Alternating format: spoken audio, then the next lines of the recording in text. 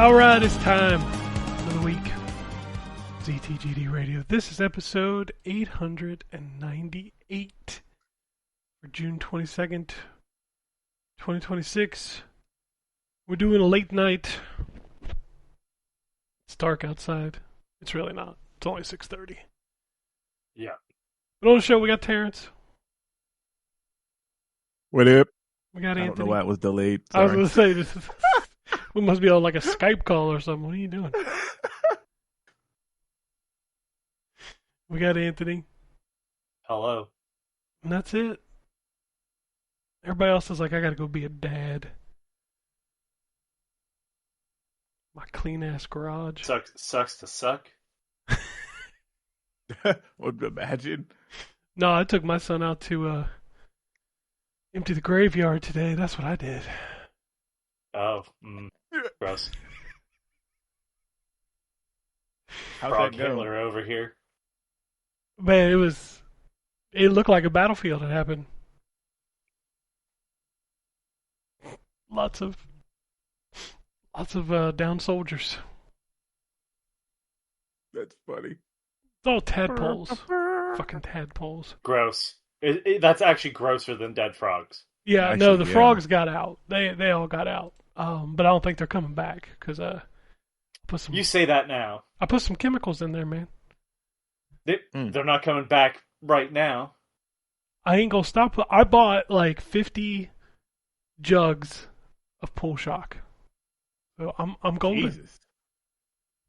I got a big pool, man. Oh yeah, you did. Yeah, I forgot. So yeah, you do need all that. But well, actually, what I'm gonna do is once we get all that water out of it, I'm just gonna tighten up that cover because I left it too loose. Oh, I thought you were going to say graphics on level 3. Yeah, we'll tighten those up too. But anyway, we got video games to talk about, and of course we got lots of news to talk about because everybody's favorite news cycle is happening right now. Xbox bad. Jesus. Yeah. I mean, I'm not saying it's not like bad. I'm not saying it's not bad. it's not. I'm like, they're not really helping themselves. No, but people do go a little far, and I got comments for Mr. Listen, what else is that man going to do for money? What would you trust him with? I don't trust him making toast. Oh, that's fair. That's a damn shame. You can't be trusted to make toast. You know he doesn't get put on fry cook duty. He's probably right, but that's a They can't damn trust him shame. with the deep fryers. I'm just saying, like, his output into the world is negative. 3 out of 10. Like, I can't imagine. No, please. 3 out of 10. Negative 4. It's just one of those things where it's like I don't. As much as I want to call out grifters, and they should be called out, it's just one of those things where it's like, I don't know what else you could contribute. Your personality's shitty. I wouldn't want to deal with you all the time. I mean, and I know that's coming from me. I'm pretty negative. Like, do you understand like how bad you have to be for me to be like, I don't know. I'm just saying, I know it's bad, but it was real apparent this week. And I hate, the tax. I hate talking about it because it's such a stupid thing to talk about. But Jesus Christ, it couldn't be more blatantly obvious. There's still not stories or videos about the shit that PlayStation did this week. Yeah, And the sad part about this whole thing, and this will kind of be my end of it because I really have not been paying attention for good reason. It's all bad news. I'm good. The weird part is it's not even done in a sense where there's any sort of calling out of the company to be shitty. It's just Schadenfreude. It's just people enjoying misery. Mm-hmm. And I don't enjoy misery. I would like misery to stop. I call that shit out because I don't like it. I don't call that shit out because it makes me a buck. Right? It's not business for me. It's like, hey, I actually enjoy this hobby and I'd like it to be better for not just people like myself that play the games, but the people that fucking make them. And then it's like, well, because none of those people watching those videos are doing so, or very, very few are watching that to be, to find out what's happening with Microsoft. It's a very small portion are watching to get angry, and the other half is watching it to be um, proven right. I guess. See, Microsoft is terrible. I told everybody. It's like, all right, Yeah. you win the prize. It's nothing, The but you won gold it. ring is Congratulations. yours. Fucking, it's a spider ring. You traded enough tickets for the spider ring. One of the legs has fallen off. Sorry, bud. No trade backs. And the funniest thing about all of it to me, and I know this has been beating a dead horse at this point, y'all are gonna really fucking hate PlayStation if Xbox goes away. Yeah. No, they'll hate Nintendo. They'll hate whatever. It's just it's whatever brings in the buck. No, what I'm saying is the people who enjoy PlayStation are really not going to enjoy it when there's no competition. Yeah. They already kind of act like there's no competition, which, to be fair, it ain't There much. Yeah. But there's still something there. Well, yeah, okay, but to some extent, it's like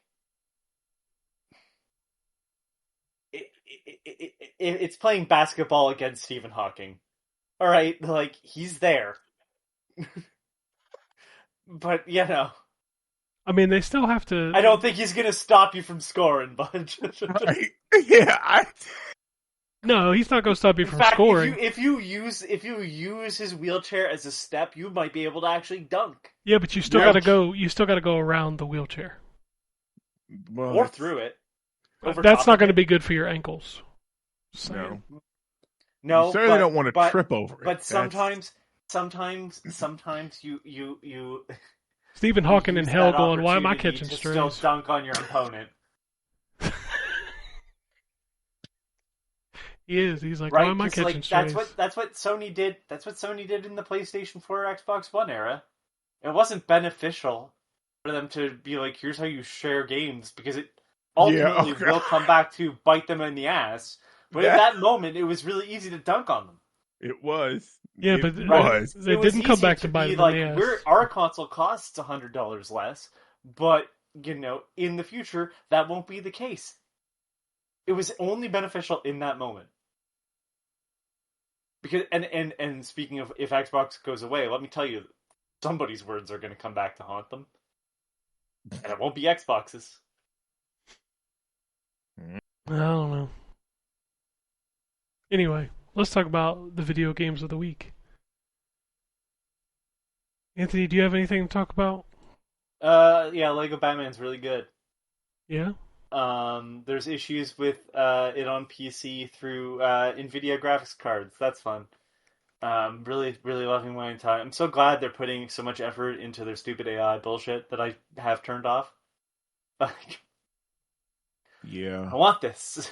I just want my games to fucking run. I'm playing on the Dark Knight difficulty because anything other than that is way too simple. Still not sure what all the Joker boxes are for, but okay. Really like some of the costumes. I still think the writing is some of the best. There's a joke in the level I'm at right now that I was just like, holy shit, can't believe that's a wonderful joke. Um, uh, Julie Newmar for a fucking cat. Yep. That's Yep. gone I missing. told you. Yeah. I love Oh, beautiful. Just all the references. And it's funny because you know what? Like, I didn't notice it, but Dan has been playing it, and he even mentioned on his podcast that that the guitar that Catwoman uses is Lenny Kravitz's red guitar. that. Didn't notice And that. I was like, yeah, I don't know if it is exactly, but it is funny that she uses a red guitar in that sequence. And, like, Lenny Kravitz does play a red guitar. There's a lot of references to the actors. I'm very impressed. Like, I couldn't tell you that Lenny Kravitz played a guitar. I don't pay attention to Lenny Kravitz. I fucking listen. Are You Gonna Go My Way is a Wow. fucking amazing song. He showed up and in my video. James Bond game, and I was like, "This is stupid." He did. It's getting DLC too. Yeah, I wish I had played more of that Bond game, but I just haven't gone back. That's what I need. That's a sure sign that I will not buy the DLC. Yeah, I'm pretty much gonna just play the main game. I don't like combat enough. No, that's it's Yeah. crazy. That's the worst thing about that game to me. Like, holy shit! All you need to do is Hitman. Well, A tactical takedown, very easy in combat, and it's like, no, this is gonna be really in-depth fist fighting, except that it's not. Oh, the fist It's just fighting not is very terrible. good. I hate it. I think that's like what how it did is. Yeah. Mad Max, which uses the Arkham combat. Yeah, but, just like, copy Arkham. That shit's like there's a blueprint. Let's just do that. Speaking of Yep. Lego Batman, Yeah, he because copies it does Arkham. it, and it's perfect. Yeah, and it's great. Yeah, yeah. So, yeah, there's not much to say. I'm currently dealing with the Joker section, the first Joker section at least. I'm still in the 80s aspect of Lego Batman. I think I just got out of that. I'm doing the parade. Oh yeah, that was the last level I did was Parade. Okay. So yeah, I've played more Deep Rock Rogue Core. There was a lot of people angry about that game. It's not Deep Rock Galactic. I don't know. You could be angry about video games. Like, what are we doing? No. Right. So here's the problem. And this is a very unique situation where Deep Rock Galactic has been around for quite some time, and in some sense, Deep Rock Rogue Core is somewhat of a sequel. However, it's not replacing Deep Rock Galactic. Deep Rock Galactic is a very different game. Now, Deep Rock Survivor, which was the Survivor clone of it, added some elements that have sort of been expanded upon in Deep Rock Rogue Core. Like, the way you get your weapons is very different. And they've actually improved on that. So the old system would be like, when they do the weapons, so you start off every level without weapons, and then you would go, and everybody had to stand around this like weapons container, and then it would randomly choose one of the players to pick their weapon from like 5 weapons. Okay? And when that player chose that weapon was locked off from everybody else. So when you got last pick, you had a choice of one of 2. That sucks. That sucks, but at the same time, you could like tell everybody else you wanted that one by hitting a heart icon on it. Oh, okay. Right? And so, because like, and the same would happen, so like you would level up, and then there would be like modifiers to your character, and you would choose modifications on the go. You would have but like on a weapons bench, you could get a new weapon. That weapon wasn't available to everybody else. It was only available to you. You could either upgrade the weapon you already had, or so there was some of it that was like, here's only stuff you can see, and you have choices between options here that is just for you. But then there were the collective upgrades and the weapons at the beginning. Anytime you find a full weapons crate in the level, it would do the same thing. Now, when you did your upgrades, there was like a drone that flies around and that you pour the experience into. Originally, you all had to gather around the drone. So regroup around the drone to level up. Now, you no longer have to do that. They've updated it where it just tells everybody there's a warning countdown. 3, 2, 1. And then the upgrade menu goes wherever you are in the map. And everybody chooses. Now, the same with the weapons upgrades, or weapon choice at the beginning, and the grenade choice, and the item choice at the beginning of the game. What they've done is, instead of having it lock off, once you select an option, it disappears, and it pulls basically another option and replaces it. Which has reduced the amount of time people sit in menus. They've increased the ammo capacity. But it is not. The thing is, it's not Deep Rock Galactic. It is, and that's where people are getting upset about. Like, they've actually done a lot to make this game more playable. but it is a more mission-based like shooter than Deep Rock Galactic. Deep Rock Galactic was mine things.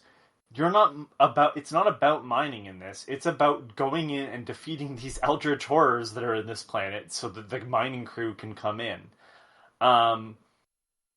And there's like extra missions throughout that, but it's such a faster paced game, even though when you play together it's longer because you have to do multiple floors.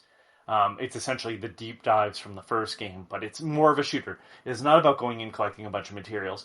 It's about leveling up to be as strong as possible before you go and fight the final boss. They've done a lot to that game to make it better. I like the game. I think it's more interesting because you start to figure out how you can make builds that play along with the items, and you're never fully like, every class is very different playing. Unlike Deep Rock Galactic, where the class was just kind of a loadout. Deep Rock Rogue Core, the class is just your abilities. It's I hate to say it, but it's kind of like a hero shooter in that sense, where once you've selected it, another player cannot select that character. There's the Falconer, which has like a robotic bird that flies around, and that bird can revive downed teammates from afar. And that setup is like different than the Spotter. The Spotter has a dart that allows you to do criticals more easily on marked enemies, but also can ping all enemies, so they always have like a radar from like Alien at the bottom of their screen, and then they can light up all the enemies for everybody else. I'm currently between doing the Swordsman, but I have been playing a class that is sort of like the heavy, I guess, where like a lot of the abilities are about crowd control. So one of them is I put down a beacon and it recharges everybody's armor. I have a repulsion field, and I have a thing that basically shoots out metal ball bearings from my hand and does a lot of damage. I think the game is when Deep Rock Galactic is fun, it's fun, but the problem is that there are some mission types that are just slogs. Depending on the randomization of the level. In Deep Rock Rogue Core, I've never had the randomization of the level be an issue. Because ultimately, you're just trying to move towards the elevator, and time runs out very quickly. When time starts to run out, you're fucked. So, like, you might as well just give up. But anyways, I did play more of Yoshi. I have to write the review. I'll probably do that tomorrow. I like that game. I don't know what the fuck everybody else's issue is with it. It's not Yoshi's Island. Sorry, nothing else has been Yoshi's Island. I just don't hear anybody talking about that game like at all.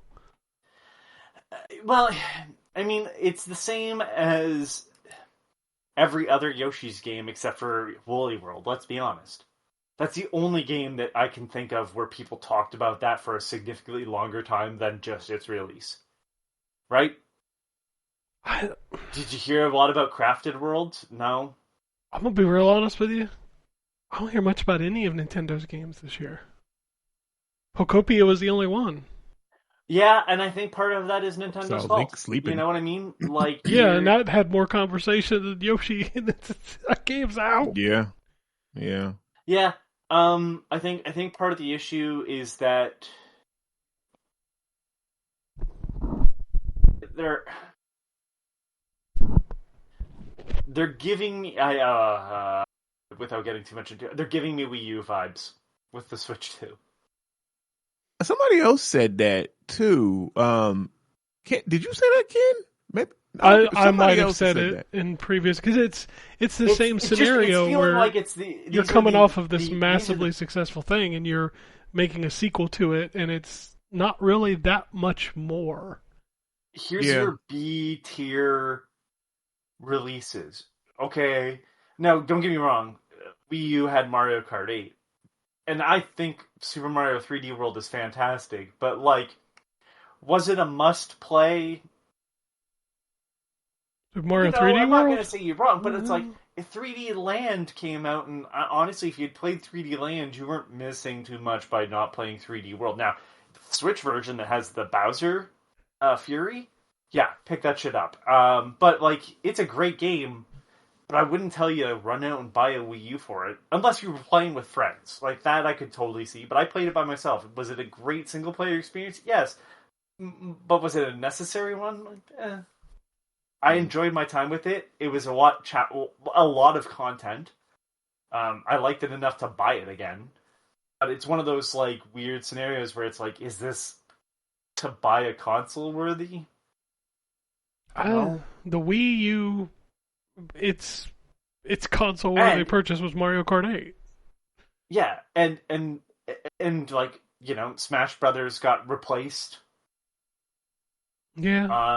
And you got, I'm going to be honest with you, I think the 3DS game was better for single player, which I know that's not how most people play Smash, but that's how I play Smash, and that's the last Smash game I played was the 3DS version, because I just did not like the Wii U setup. It didn't feel like it was set up to be enjoyed by anybody by themselves. Hold on, I can look at my Wii U stuff. Pikmin 3? Yeah, it's a console seller.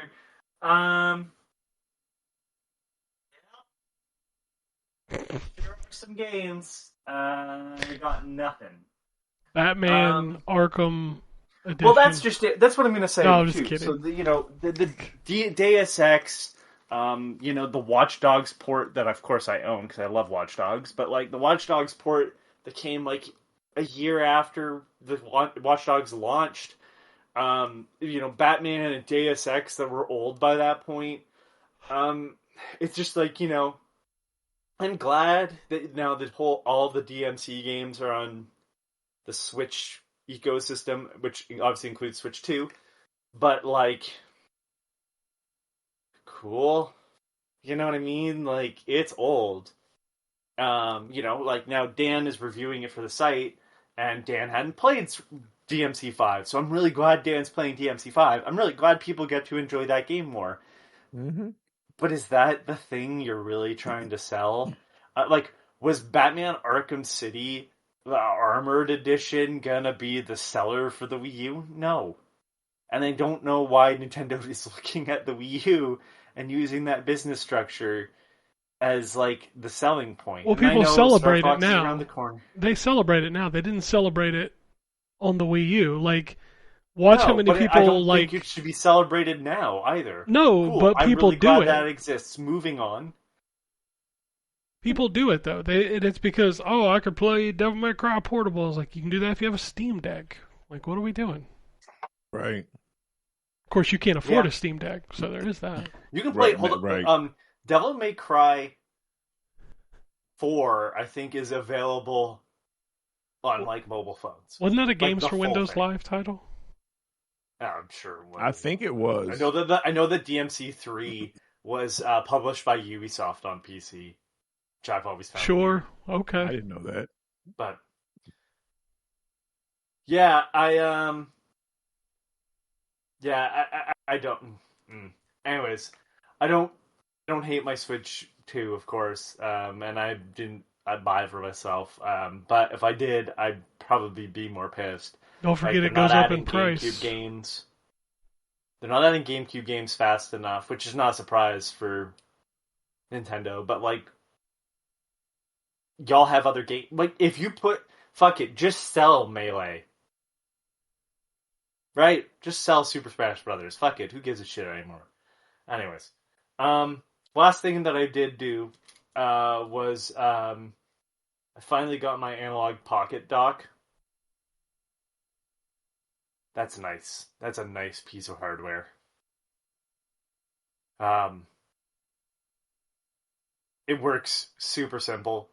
Put the analog pocket on top. Boom. Play your games on the big screen. Really like some of the settings, obviously, in the analog pocket. Anyways, I did buy myself a controller for it, which was an 8BitDo Pro Plus. Hold on. 8BitDo got too many controllers. There's so many of them. This one is one of the best controllers I've I ever hear found. that about 90% of 8-bit do controllers. I'm not discrediting them. I have Okay. one. I like them. It was an 8-bit Do Pro 3. Yeah, that means nothing to me. What are these names? And I might have to go get some money back because it looks like it's on sale now. Cool. The Pro 3 looks like a Super Nintendo controller with handles on the sides. It's and 2 analog sticks. It's got 3 different settings. It's wireless, but you just sit. It comes with the dock that it sits in. The face buttons are magnetic, so you can rearrange them. Right, because B and A and X and Y are different on different. Yeah, that's kind of nice. So you can adjust that. Not that it matters for what I'm using it for, because the analog pocket doesn't distinguish that. Because even if I'm playing a Super Nintendo game on there, through the emulation portion of it, like the full emulation, not just like a cartridge attached to it, I can change that, but I wouldn't, because again, like the face on the pocket itself doesn't have that. So I did play. So I ended up finally picking up that Shantae Game Boy Advance game that was released by Limited Run. Mm-hmm. Haven't played a ton of that. Boy, it's a Game Boy Advance game. That's kind of neat, though. Glad it exists. It's just like, yeah. For there's like levels of Game Boy Advance games where it's like this is still like holds up, and there's like, that console wasn't like always the prettiest thing, and the Shantae game kind of leans towards that direction.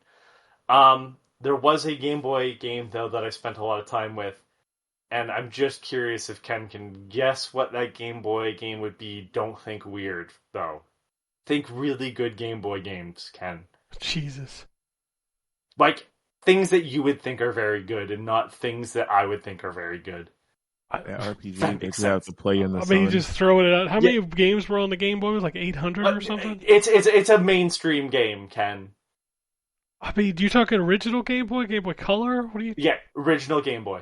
I mean, the Castlevania games are fantastic. Not the game I was talking about. Please, I don't have that. I'm not that rich of a man. I actually have the cartridge for this game. Oh, you have a cartridge for this game? Yeah. I mean, you Super Mario Land? Golden Coins? Correct, it was Super Mario Land 2. God, that game still is great. The music in that game is outstanding. Oh, yeah. I was like, this is just good vibes. Yeah, I played the shit out of that game when I was on road trips with my parents. I played the shit out of that game. Just the fucking weird levels in that game. Oh yeah, the rabbit ears and all that shit. Oh, so good. Well, it's just even though, like, you're inside a whale, you're inside a sunken ship, you're inside a giant Mario that's got, like, Lego in it. You're inside a haunted house with, like, weird creatures in it. You're shrunk, and now you're fighting ants. Get more of this. If I have to go through World 1-1 of fucking Mario... Miss Frizzle. Sorry? Yeah. Magic School Bus over here. It's not... You do go into a tree and fight bees, so maybe. Yeah, like that's great. Yeah, when you said you were in a giant Mario, I just thought about when they you're in a giant robot. If you've never played Super Mario Land 2, you are missing out. It is a very. It is probably Mario one of the game. top 5. Okay, I missed it. The original Game Boy. Yes, I did. Top I never 5 owned it. Game Boy games. Easy. Yeah, but I played it at like I had, kids brought their Game Boys to school and shit, and like, that was like the game that they had. Like, yeah, I played that game. You hear that song? Dun dun dun dun dun dun. It just takes you back there. Yeah. So that's kind of all I've done video game wise. All right, Terrence, what you got? A lot of stuff. Hold on. I literally just had this list up. I don't know why it closed. Did you do some Steam Fest? I did some Steam Fest. I did. So actually, I'll run down those. I'm not gonna dwell too heavily on really any of them. Because some of them I liked, others I just kind of was trying to get a feel for what they were. So the Star Trek has a card game that's coming out. I talked about a couple weeks ago. It had a demo. It's a card game. I mean, I'll play it when it comes out. Mistfall Hunter, which was the one that I really wanted to play, which also the demo was on Xbox as well. What is that? So I'm about to tell you, and you're not gonna like it. So it's an action RPG. It's an action RPG that's it's basically a Souls-like extraction game, but it's a dark fantasy. Yeah, so like you have a stamina bar and heavy attacks and stuff. I don't know. I need to play it a little bit more. But I actually was digging it, but mainly because I could play as a mage, so you could throw like magic and stuff. Like, and I love games that let me do that. Another one I played was the Echoes of Ancrad. I don't know how to say it. This is a sword. What is that? Sword Art Online game. Oh, okay, yeah. That's what this is, and it also is a bit of a Souls-like. But it's, I guess, Souls-like less. It's time to stop. I don't know. It's time to stop. It's been time Just to let me stop. fucking enjoy games, for fuck's sakes. Wasn't that what came out about the misery Stranger is part Than of Heaven? the experience. It really shouldn't be. Isn't that what came out about Stranger Than Heaven? That's a Souls-like. Yes, and that has turned me off of that because it is apparently a Souls-like as well.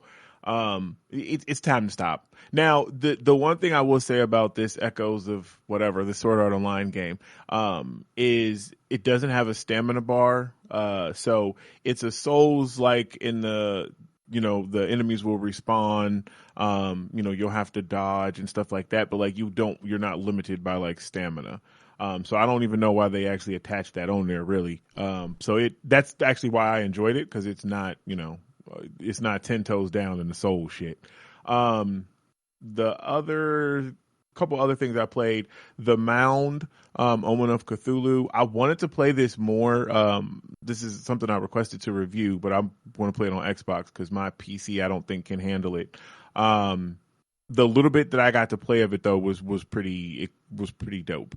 It gives me some hope for this game, like the mind games that it plays with you. So in a nutshell, the elevator pitch for this is a 4-player co-op where you you each are trying to plunder treasure from this island and bring it back to this captain. But this island is a gateway or something to like Cthulhu crazy monsters, and like the island will start to fuck with you. So like the four of us, like this happened, like we were, adventuring on and going whatever, and dude was like, oh hey, I found, there's a thing over here, some, whatever, and we like, what? There's nothing over there, what are you talking about? He's like, no, it's right here. And he walked and he saw a fucking treasure or whatever. We saw like a ledge, and he like walked off this cliff and died. So like the game like messes with the the players, where you might think shit is cool, like, so you really got to stick with your team and communicate stuff. And then there's of course zombie like enemies and everything, and it plays like a more hardcore, not hardcore, but a more, I guess, tactical. I don't know, because Left 4 Dead is very arcadey. This is not arcadey, so the combat is a little more grounded, I guess, than what it is in Left 4 Dead. But I mean, you have like monsters and shit that come at you like that. Then the last thing that I played on Next Fest was the Walking Dead has a side scroller beat 'em up that's coming out this year. That was pretty good. It was pretty solid. It was better. Listen, I always compare those to the G.I. Joe one that I played in the Next Fest, which was terrible, and it was better than G.I. Joe. So there's that. What'd you play, Ken? So I checked out. I checked out Screen. Is it called Screenbound? The one where you have the Game Boy in front of you and you do the side scrolling on that, but it's 3D in the view. That game is cool. Is it? I love how like you can kind of use the 3D perspective to kind of go in and out of the 2D world, and then you can also use the Game Boy to like see hidden doors in the 3D world that the 2D, and like in the 2D world sometimes you can't see a ladder, so you got to use the Game Boy to like highlight the ladder so he can climb. It's really cool the way it plays with perspective. Okay. So I knew I was interested in that game, but I wanted to see how it played, and it is smooth as butter. So I'm excited for that Nice. one. Yeah, that's Go ahead. good. Well, I was just saying that's what I basically did for a lot of the stuff that I played. Like, it was stuff where I was like, oh, I want to play that, but I use these demos because I just was curious to how it actually played and shit. So, yeah, I get it. Yeah, that's what I did with most of the stuff. I downloaded a bunch of stuff. I only played a couple. I'm going to play some more this week. Same. But the other game that I played was that Transylvania, what is it called? The Quest of Simon or something like that? I saw that, but I didn't play it. Dude, How that's was just that? straight up Castlevania. Oh, okay. It Like, looked like the it first from the level, pictures. the first level is like the exact same level to the point where like you fall down and fight the merman, and it is so Castlevania. But you can run up the stairs, which is crazy. Okay. I don't know. That game's cool. Like that's another one where I'm like, okay, I played through the first level. Yeah, we're gonna play this when it comes out. Yeah. Yep. That's what's up. So Did you not get anything, Anthony? You didn't play anything in the next fest? Oh, he might not be. I know he'd be on PC, for real. So, but so yeah, that was pretty much all the stuff that I played, over there. So moving on. Sorry, I'm eating, so I'm trying not to eat. Oh on no, you mic. good? I have not touched anything on Next Fest. Okay. For like the last two, to be honest. Oh, okay, got you. There's a demo of the Sinking City 2. I don't know. I think you liked the first one, but there's a demo of the second one on there if you wanted to try that out. I also have that. Was it called The Edge of Eternity or something like that? Like JRPG that's out there. I can't remember what all I have. I guess I could pull up my Steam real quick. I'm just gonna play the Sinking City 2. And I figured that you were probably like that with it too, because Edge of Memories told me about the first one. Is another one I downloaded the Moss Forgotten Relic demo. I downloaded that. I haven't played it yet. I downloaded the 70s style robot anime Jeppy X. That's coming to Xbox. That demo is actually on Xbox as well. Oh, is it? Oh, okay. Maybe Maybe I'll play it there. And then Title Rush was the other one I downloaded. I think it's like a Wipeout style game. Oh, okay. I was going to say, I don't think I saw Title Rush. It's a lot of stuff on here. Definitely some surprises. So yeah, if you have a PC, go check that out. And there is, like I said, there is some carryover. Some of the stuff that came on Next Fest actually did launch on the consoles where those games are actually coming too. So there are some crossovers. So check your consoles demos for stuff there. Okay, so I played. Let me scroll back on this list. Talked about Extreme Tennis next. I played a little bit more of that. I have hella reviews I have to write this week. I've had an awful week. But yeah, I'll get these reviews out. The game I played the most this week is probably Drug Dealer Simulator 2, which I know is crazy work. That game is really good. The first one was, because I reviewed the first one, and it was, you're set in like a fictional city, and you have to take over like different territories, and you're selling all kinds of stuff. You start off with selling weed, and then you move on to like meth and coke, and you get harder stuff. This one is not in a city. This one is a prequel to the first one, and it's set on an island, or a system of islands, like a bunch of interconnected islands.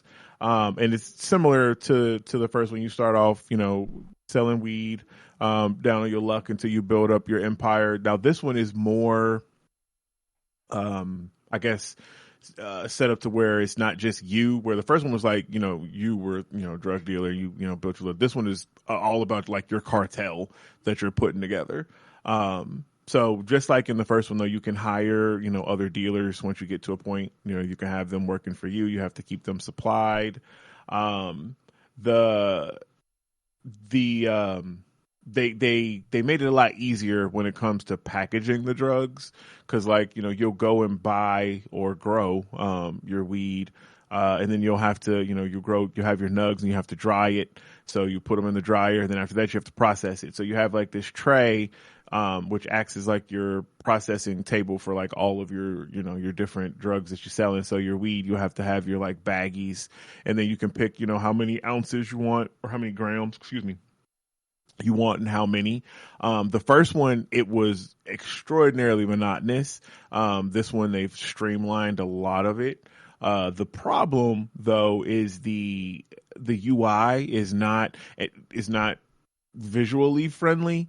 So, and I know we harp on this all the time, but I really wish this had this, like the Destiny style, mouse pointer thing, because right now everything is like, got a highlighted box or something. So you have to move around to the different boxes. So you got to press down 6 times to get to this box and then press left, or right to get to this one, cause I'm lined up right. And I'm like, damn, I just want a regular cursor. I'm sure, cause this came from PC. And it just came on console, so I'm sure on PC it's not an issue because obviously you have a mouse. But there are some little nitpicks I do have about the game. But overall, it is very much an improvement over the first one. There is even a story going through. It's like I said, it's very cartel based, so it's kind of like your Rise down in the islands kind of thing. And I don't know if this is the guy that you end up playing in the first one or how that's going to kind of all work together, but yeah. So I'm going to get a review written for that, but I've been enjoying it quite a bit. This one has multiplayer as well. It says 3-player co-op, so you can have 2 of your friends dealing drugs with you, and it's kind of nice because like you get so many orders because like people will text you, while you run around the island doing your thing, and they'll text you like, "Hey, I need 2 grams of marijuana. Hey, I need 3 grams of meth. Hey, and you get all these orders, and you can schedule them, for whatever time of the day you want. Do you have to pay people to go get you like, what's that shit called? The pseudoephedrine or whatever from the drugstore to make meth? You go buy it yourself. You figure they catch on. Yeah. So, I think that will happen because like your clothes and stuff, like it has, because this one is, like I said, it's a little way deeper than the first one, but like your clothes and different things that you equip have like stats like visibility and sus, making you faster and stuff like that. So I do think that at some point they are going to be like, what the hell? And you're gonna have to send like your dealers to go in and actually buy the stuff, because you can buy all the little chemicals and stuff that you need from the different stores, and then you have to go back to your bunker and then you break it all down, and then So this is a tutorial for kids. Magic. It is a tutorial. I don't think it's 1-to-1. I hope not. Jesus Christ, that's crazy if it is. But yeah, what were you about to say, Anthony? Have you ever played the Scarface game? Yes, love that. That game is on that site. Yeah, I was just about to say. Yeah, I was just about to ask you that. Okay. Yep. Yeah, love that game. Okay. What else? But yeah, so I'm going to get a review written for that. Played some more NBA The Run. Still hate that game. Yeah. God, going online only was just such a mistake, and then not having same screen stuff. Like, it's a sports game. Like, I don't know. It's just like having a fighting game that's online. Like, you can't have a same screen on a fighting game. Like, what was the fighting game that came out that got so much shit because it didn't have a standard versus mode? I remember that drama. There was one that did that? Yeah. I forget which game it was, but like was it Street Fighter 5? Oh my God, that game was a mess. I didn't play 5 in general, but like there was a game that came out was like you can't even have a versus 1v1 local. That's crazy if it was Street Fighter 5. It wouldn't surprise me because I've heard that one was Street Fighter 5 was a travesty. That game, my God. Yep. Yeah, I just skipped it because everybody was saying it was so bad. Yeah, 4 was so good, and then you followed up with an exclusive train wreck. It's so bad. That was the other thing. Yeah, it was exclusive because I'm like, what the hell? What? Yeah. Literally on PS5 and PC, and that was it. Yep. Yeah, that was confusing too. Because I had 4 was actually the first Street Fighter game I really I played. Like, I had dabbled in 2 back in the day on Super Nintendo and stuff, but I never really got into it. Before I actually right before, like 2 weeks before 4 came out, my friend got me into 3. Which 3 is a really good game. Like, I got really good with those parries. It got really good. Yeah. If Oh, you this were one after like if you were patches and there shit? at the beginning, it was It was rough. it was rough. Got you. Okay. I Yeah, remember when I being played, it was great. yeah when I was in that was around the time I was big in arcades, and like Okay. when that game came out, we all went and we're like, oh, this is it, this is it. You put your quarters in, you're like, who the fuck is that? Okay, yeah. Where's Chun Li? Where you know, like missing characters that you knew should be there for fucking what was his name, dude Oro with the one arm. Yep. It's like, Okay, I will give you that because I didn't know. I'm like, who the hell are all these people? yeah, So, yeah. it was at launch. What you had? What did you have? I think you had just Ken and Ryu, and like Sagat or something. Like it was just like one or two characters that you knew. Yeah, it was all like random people, like that big giant dude. I don't know his name. Yeah, Like, and then Third Strike is where it was like, okay, now this is Street Fighter now. Okay, I think that's the one I played. Yeah, it was Third Strike. Yeah, that's the one I played. Yep. God, Street Fighter 3's launch great. was rough. I remember just being like, who the fuck is this? He looks like a man sperm. What is this dude? Was it Q or there was a dude named Q? Yep. And the fucking what is the blue like goopy dude? What was his name? Hold on, I'm looking this up because I used to That roster was so bad at launch.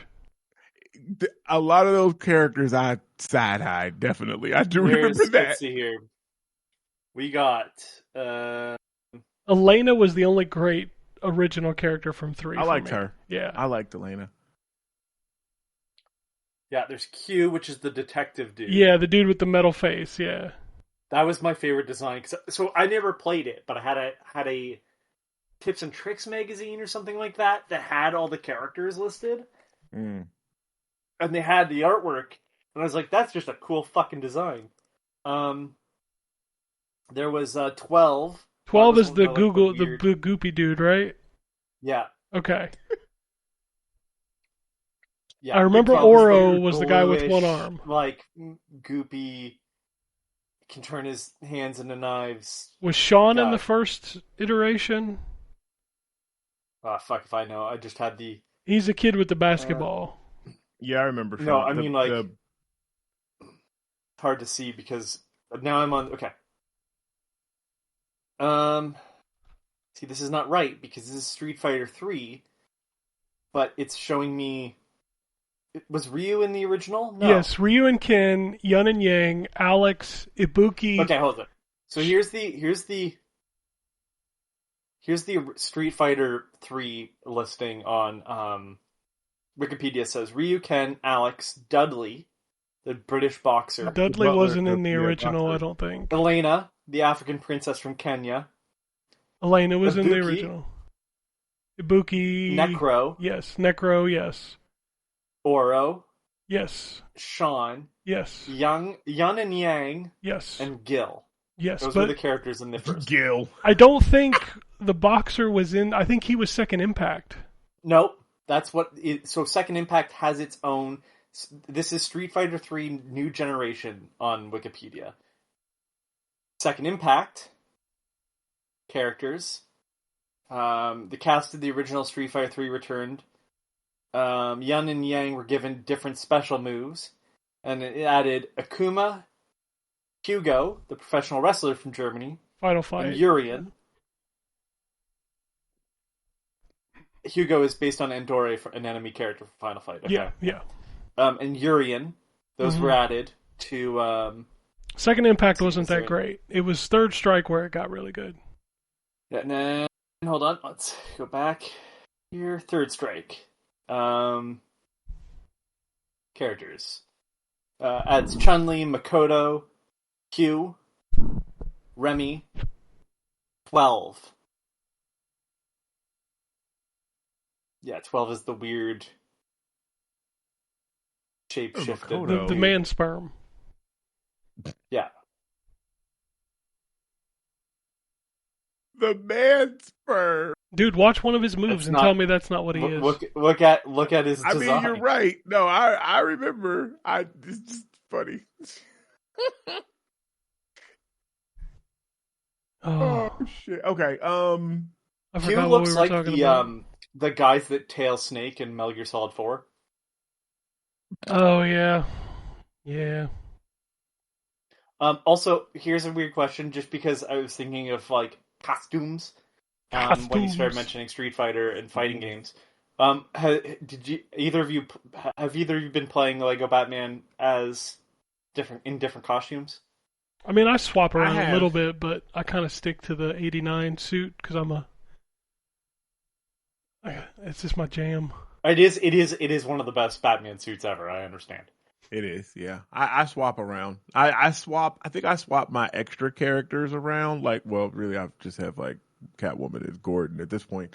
But like, I swap their outfits. I think more than I do mine because I like I stick Mm. with the '89 a lot of the I have time the too. original Batman, like the original Batman Ooh, with the big ears with the purple. Nice. I don't think I and even the have purple that one. gloves.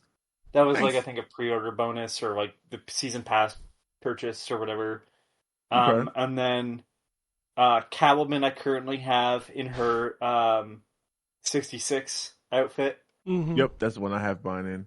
And then Gordon I have in his Arkham outfit with the gray Nice. comb over hair and stuff. I am, Yeah. I am, I am a big fan of the. What was that the DC Super Friends Batman with the yellow belt and the gray and blue? I like that Oh suit. I don't yeah, have that one yet. the Also, Golden the Age. naming, the issue I have with oh, the Golden Age, I do have that. Okay, sorry. I thought it was going to be labeled as Super Friends. No, I don't No, think Um, they yeah. label it Super Friends. yeah, No. yeah. The one that I was surprised that. Okay, hold on. Let me just go back to the game for a second. There's a couple that I thought were odd inclusions. Um, so they have, of course, a couple of the comic ones. I'm not surprised they have Vampire Batman. Um, I do have the Gray Ghost. I just hate wearing it because it's not Batman. Yeah, I have that one. it But looks Yeah. more like a detective kind of thing. Y- Yeah. yep. I do love that they included the Nightmare suit from Batman Superman, the Snyder cut. Hmm. I saw that. Um, Yeah. there's two though that are a little. The naming convention's weird. The Legacy of the Dark Knight one, where it's their own design. Oh They yeah, did because that that's for the all the name of the characters. game. They're a little, Yeah. yeah. Um, and then where is it? Batman Prime. So I had to. It took me a while to figure out what the fuck this was really. Um, and then like of course it gives it a bit away, but I was like, is this referencing something? No. Batman Prime is literally just like this is the design we used when we started making Lego Batman sets. And I was Huh. like, Oh I don't I didn't yeah. know understand. It that. looks like the '89 suit. It's like, yeah, literally, it's because that is the original Lego Batman sets. They were like, you don't have a movie that we're specifically referencing, so fuck it, just do the most iconic suit you can. But it's like that naming is bad because I was like, I don't think Batman has a Prime equivalent in the comics. Sometimes it's Yeah, not they a could have comic put that. reference. True. I thought you had to subscribe and get 2-day shipping to get the Batman Prime suit. Oh god. Also, until this game, I did not realize how tall the Arkham ears were in comparison to his normal ears. Oh, they're huge. Yeah, Oh yeah, they're Yeah, they're huge. like, what so the long. fuck? I was just like, what the fuck? Yep. Yeah. I man in what was it? I feel like it was an Arkham Knight. I realized that because you can switch back, like you can unlock that You suit, can do the and I was like, 89 suit, damn. and yeah, and you can do the little ears, which is like, Yeah, see, that one looks goofy to me too. The little it ears. does. Yeah, it does. But we need a nice the nice middle. It's fine. The '89 is just peak, 89 is just man. iconic, man. That's just the best one. I mean, literally, it's what they based the original Lego design off of. Yeah, that's because it's a goat. It's just like a more cartoony version of the '89 suit, and plus driving around the '89 Batmobile. Oh yeah, Yeah, that's the only one I yeah. use. That or Adam West Batmobile. Yep, I use that one because I don't have the animated series one yet. And I was going to say something. I don't remember what it was. God dang it. '89 is just perfect, man. You had the yellow logo. It is. Like, come on. It is. Oh, that's what it was. Batman suit. So, and I don't know if this game has it, but I like, and Anthony, you may have to help me. The comic book run, I feel like it was New 52. The suit that had the purple inlay on the cape, that suit was cold. Like, I like that suit. You know, if you know what I'm talking about. To find a picture. I think find me a picture. I can probably tell you where it's from, but off the top of my head, it's not. They do have the current run of Batman in this as well. There's a lot of suits in this game. There's a lot of ton of suits. But I mean, that suit section in the Batcave is crazy. It is. Yeah, I love it. I also love that they have Batfam, where he's got the goatee for that Amazon series I've never watched. Oh yeah, I saw that. I'm like, all right, that's a good inclusion because this is also a game for kids. But yeah, All In Batman, which is the current Batman suit. I'm like, yeah, it kicks ass to see it in a video game. Yeah, and I actually don't hate that suit. That new suit that he has. This is the one. Okay, so outside. Sorry, anyways, I just let me find that. Motherfucker shooting missiles out that cape. I think that's all I played. Like I'm sure I've played. You know, like I said, a lot of it has been drug. I did go back to play some more of Where Winds Meet. I actually do like that. I know it's a free to play game, but like the combat and stuff, you know, once you actually get going in the story and everything, it's pretty good. Like I'm not mad at it. And then because I don't know, I guess my wife and I like to punish ourselves. We jumped back into Dead by Daylight and Marvel Rivals. So that's been fun. Marvel Rivals has been less hateful than I thought it would be. Even in playing competitive, like I got up to gold. I think I'm gold 1, so I'm almost into. I think platinum is next. Do they just mirror the same tiers as Overwatch? I think so. I think they just call them something different because once you get to like the high end of theirs, it starts to be like Marvel stuff, like One Above All and different titles like that. Like it's like Marvel type shit. Damn, how many ranking levels are there? I don't know. I have not looked because I will never see the upper echelon of them. Like my son is like Diamond 1 or something like that now, and I'll never get to Diamond. I think the highest that I've gotten back when I was playing for real was like Platinum 3, maybe Platinum 2, and that was a struggle. Like I know I don't have the patience. Like that's what I'm saying. Like you have as they say, the patience of Job, because I know. Because I lose one time and I'm like, man, fuck this game. I don't even want to play no more. Like I just turned it off. And you can't do that in that because you're gonna lose, but you might win the next 2. You know, so you might get those losses back. And like because I don't. I am literally playing. I played yesterday. I played with an entire lobby of Grandmaster Champions. How'd Yeah. that go? It's a hell of a good game. It was a lot of fun. See, that's why I think I belong up there because I held my own. I'm only master 3. So see, and that's like when you get those matches where it's like a good game, you're like, man, yeah. Even when you take the L, you're like, damn, that was a good game. All right, like we lost, but like, man, sometimes it's real bad. Yeah, sometimes you get rolled because you got a teammate that disconnected. You got a Spider-Man who's just swinging off doing stupid shit. You like, what are we doing? Like, why y'all do this in competitive? Like, they added a bunch of stuff this season to where we got a new character, we got a new map, and they changed the ban system to where now you can actually get a 5th ban. Oh. So every team always got 2. Well, now if both teams vote for somebody who didn't make it and they get a bunch of they get a bunch of votes, they'll add a 5th ban. Huh. And you can also set up to where you pick which characters you want to favorite at the beginning of the match, and you can just have that shit default. Oh, see, that's how Rivals did. That's funny. They took that. Okay, Rivals is going to end up taking that little fifth band, and they're going to add that. But yeah, that's how theirs was with when they started their band stuff. Like so when it starts, you have like 5 seconds to lock in like who you want, and then it goes into the ban phase, so nobody like picks who you ban or whatever else. And yeah, that's exactly how it works in Overwatch. You start by voting on a map, then you vote for your character. They don't let us do that. Yeah, then they vote for the character you want to play as, and then you do the ban run. Got you.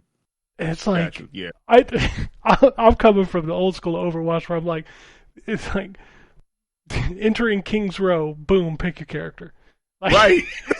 Now I got like 45 seconds before I even like get into the map. So yep. So it messes me up all the time because I forget that I need to lock in who I want, before they start banning. Because most of the time I don't go into games like, oh, I'm gonna play as Squirrel Girl, even though that's my girl. I like to like I did in Overwatch. I like, what is it called? Counter pick. Like I just, fill in whatever the team needs, so I don't never go in with a plan. But like, they might fuck around and ban my person that I need, and that's the one I got to play as. So yeah, it messes me up all the time with the banning. It's very funny. You can always tell who the other team is playing from the bans. Oh yeah, yeah. It's like, oh, they banned Zarya Symmetra. I guess they're running Diva. Okay. Right. They want to make sure the counter is out. Yeah, let's get rid of the counters because I'm a one-trick diva. I'm like, it's like that. I'm banning Diva. Shit, what are we talking about? Yeah, I still can't. Like, I'm such a high rank now. It's like still like a 10-minute queue for roll queue. So I've just been playing a lot of 6v6 because that's a pretty instant queue. See, that's that. So I'm not high enough for it to be like you get matches pretty quickly. But then also they don't do roll queue yet, which I'm sure that's going to end up coming at some point. But I'm sure that will make things, Eventually, people will get tired of not having, the roles filled. Like, and the nice thing is that Overwatch has been around so long that people know. Like, I very rarely get a 6v6 match where it's not 2-2-2. Yeah. It's almost always 2-2-2. Like, even people who are mainly support players will be like, oh, there's already 2 supports, I'll run a tank. So. Yeah, see, they don't do that in in Rivals, because they'd be like, oh, we only got 1 healer? Fuck you, I'm playing a tank. Oh, okay. Well, I guess we're running 3 tanks. Like, what the hell? We don't see that as much in Overwatch, thankfully. Like, people have become... They know that in 6v6, if you don't have 2 tanks and you don't have 2 people dealing damage, it ain't gonna work. Yep. Yeah, so my son says the higher ranks, you don't run into that problem. But I'm definitely in the ranks where, people fuck around and do some stupid shit. 3 healers, fine. That's great. We can do that. But like 1 healer because y'all want to run 3 damage? What the fuck? Like what? Yeah. What are we doing? If I get into a match and I'm the only healer, if somebody says I need healing, I just spam no. Yep. Like, if you want healing, run a healer. Because I'm healing 4 other people besides you. So, no. I hate that. And it's always the one that's, like, off doing something. It's like, bro, the team is right here. So I got to stay here because I'm the only healer. Okay, let me stop because we can go on and on talking about the bullshit over there. Okay, yeah, that's it. That's all I got. Go ahead. All right. I'll try to do this quick. I already talked about my Steam next game, so I won't talk about those.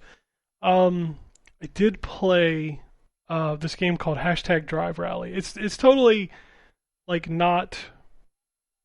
There's nothing exciting to talk about. It's just pretty much an indie rally racing game. The only reason I bring it up is because you know how in those games you got that dude, the navigator. It's like easy left, easy right. This motherfucker is Arnold Schwarzenegger. So you drive it, and he'll be like, "Easy right, baby."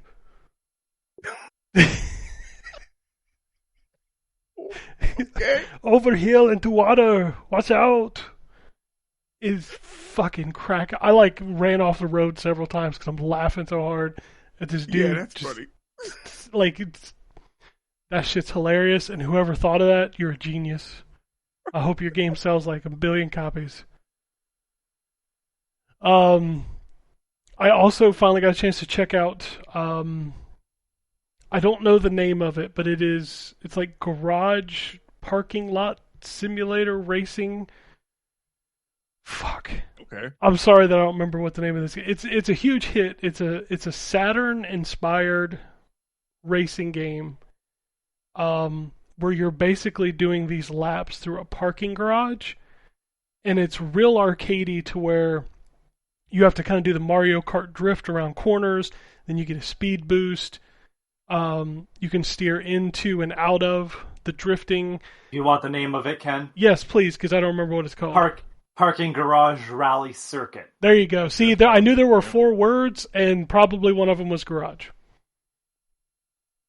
So, but no, this game is really good. It has that whole like, just I'm gonna run this again, like trials mentality of like I can get 3 seconds off of this time.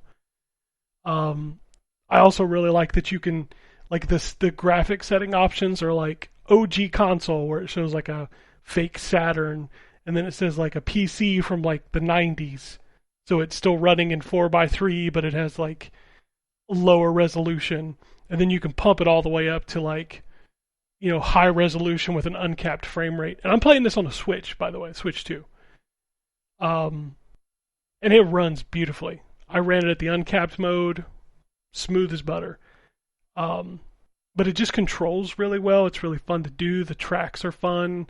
It's got a nice upgrade system to where as you race more, you unlock new cars and new tracks and stuff. It's really fun. What else did I play? I was trying to think if there's anything before the big one that I was going to talk about. I can finally talk about The Adventures of Elliot, the Millennium Tales. Oh, that did come out. Sure. Yeah, I've had that game for like a month. So Square. It's really good. We talked a lot about the demo and how, it's kind of got that Zelda style where you're in the overworld and you're cutting down bushes and you're going into dungeons and doing stuff like that. So you get the idea of what that is. The game also has this time travel mechanic where you can go back to different eras of the world that you're in to try to change things that happen, because that's how the story plays out, is like this evil dude gets hold of this thing and he goes back in time to make himself more powerful kind of deal.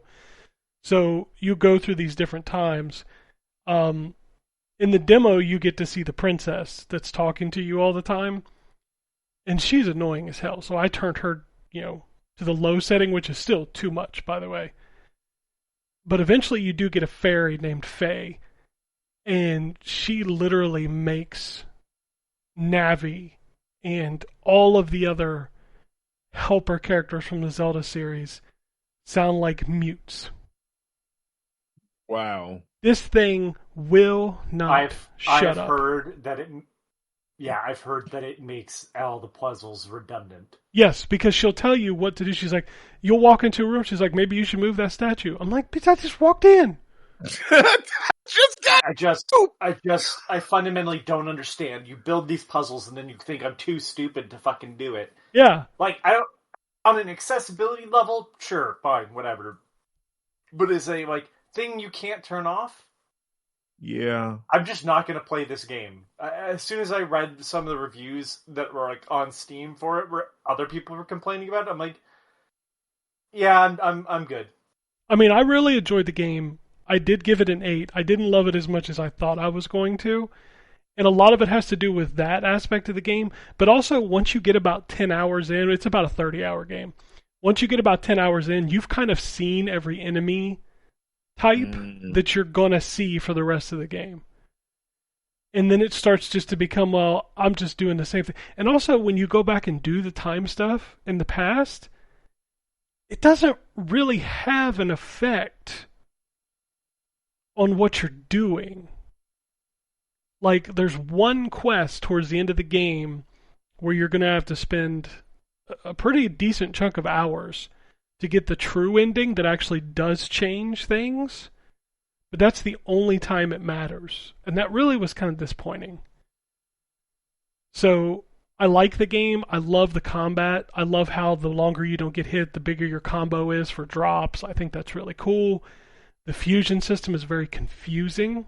Like the first time I used it, I was like, I don't understand what's going on here. It took me a couple hours before I was like, oh, okay. So you basically enhance your weapons with these crystals. And these crystals will unlock different abilities like 2% to your crit damage or 2% to this. There's one for like a boomerang where you can make it stay out longer before it comes back to you. Stuff like that. But the menu system that you use to upgrade it is very confusing because it throws like 10 different abilities at you and you're like, did I get all these or do I have to pick one? Or like, it's very confusing. Obviously, it's a beautiful game. The voice acting is good, but Jesus Christ, learn when to shut up. Like, y'all talk too much, and you'll talk for 20 minutes on something that could have been summed up in 2 sentences. Like, it's a lot of talking in this game. Yeah, that sucks. It is good, though. I did enjoy my time with it. I assume it'll eventually come to Game Pass, like every other Square Enix game does. It's 69? Is it 60? Is it 59 or 69? I can't remember. I think it's 69. Okay. I don't think it's worth $69. I think when it comes down in price, if you're interested, you're good to pick it up at like, $50, $60, 40 is even better, or just wait till Game Pass. I did enjoy it, just not as much as I hoped to. And I think that's my biggest disappointment is I went into it really stoked for it. And I should probably learn better to not do that. Gotta temper your expectations. Yeah, well, I'm not going to do that for Zelda. Sorry. You probably are safe to just be, wildly. You know what I mean? Like, yeah. Oh, 100%. Out of any of them, you're probably safe for that one. Yeah, I think most Nintendo big games I'm okay with. Like I have tempered expectations for Star Fox. I'm excited to play that. The demo was great. Oh man, I'm on a very different end. I don't know what that Ocarina of Time thing is going to be. Where to the point of like, if it's just Ocarina of Time again, okay. I don't know if I'm going to go and spend something that's probably going to be $100 on that. If it's lying. Something else, when is it Ocarina of Time? Like, how is it Ocarina of Time anymore? I don't. You know what I mean? It's a very specific game where it's like, I don't think anyone ever played Final Fantasy VII for the gameplay, right? Like, it was good. It's just not. It's your standard turn-based RPG. Yeah. Right. It has its own thing, and don't get me wrong, I still wish that turn-based games did the fucking crazy summon shit that Final Fantasy VII did, but it's just, the remake, I can see how that gets done, right? But it's just like, you remake Ocarina of Time, well, you either have another sort of just a remastered version of Ocarina of Time, which is like fine, but you can get the same experience on the Switch with just playing the original Ocarina of Time. Or it fundamentally has to change so much. I think if they just modernize the controls and keep the same game, I'd be thrilled. I don't see it happening, Ken.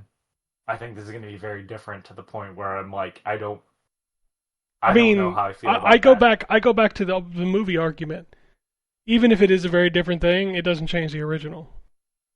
No, and I guess like I have a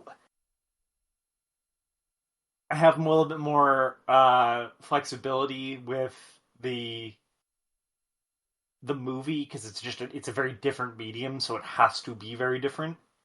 I fundamentally just don't think like Ocarina of Time is like a near perfect game, right? Like if there's a 10 out of 10, at least on the N64, that's it. And I like Majora's Mask more, but I will tell you now, there are fundamentally bigger issues with Majora's Mask than there are Ocarina of Time. The pacing of Ocarina of Time is very brisk.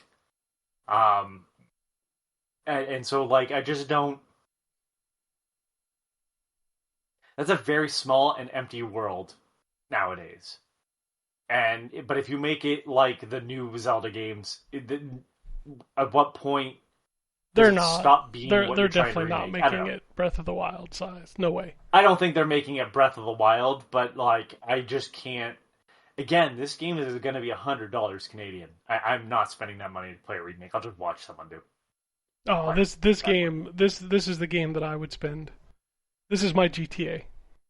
It's not a new experience. I mean, I'm not buying GTA anyways, so. But yeah, I have bought it's endless like, copies of Ocarina of Time in and of itself. So one more, I'm okay with. Yeah, I don't know. I'm It's that just one of those sucker. things where I I'm just look at free it to and I admit go, it. I'm okay with that. Yeah, it's fine. I'm just yeah. I'm confused on the until I see more. You know what I mean? Like, we're gonna get a see big the blowout in Star August. Fox and go, at least I kind of get it, even though it's just redoing the same story. I was gonna say that's kind of the same game. Yeah. But it's like, all right, The same game for a third time. Why not? That's the weird part of that one, is that this is not the first time they've redone that game. No. This is the fourth time. Yeah, they've this redone would be the fourth time. Yeah. That's fucking weird. Because it's not like, yeah. I don't know. It's one of those, like, I just don't. It's so funny to me that I can sit here and shit on The Last of Us having 14 different versions. But like, yeah, but The Last of Us is not a 30-year-old game. No, I understand that, but it's still funny to me. That's the fucking difference. The absurdity is that it has a remaster twice. Fuck you. Like, you're not, no offense, but you're not an enjoyable experience. It's I don't know why people keep coming back to it. It's like, this is, I had never heard someone What's go, not? I missed it. Last of Us. Last of Us.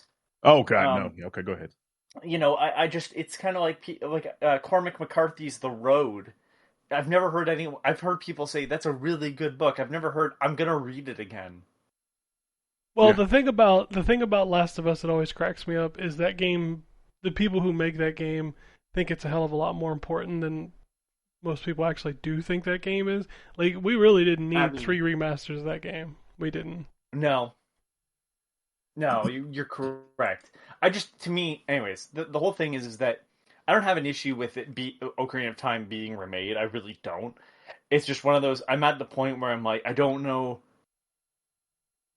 It's so well done that I'm like, I don't know, what do you do to that game that isn't going to fundamentally make it feel very different?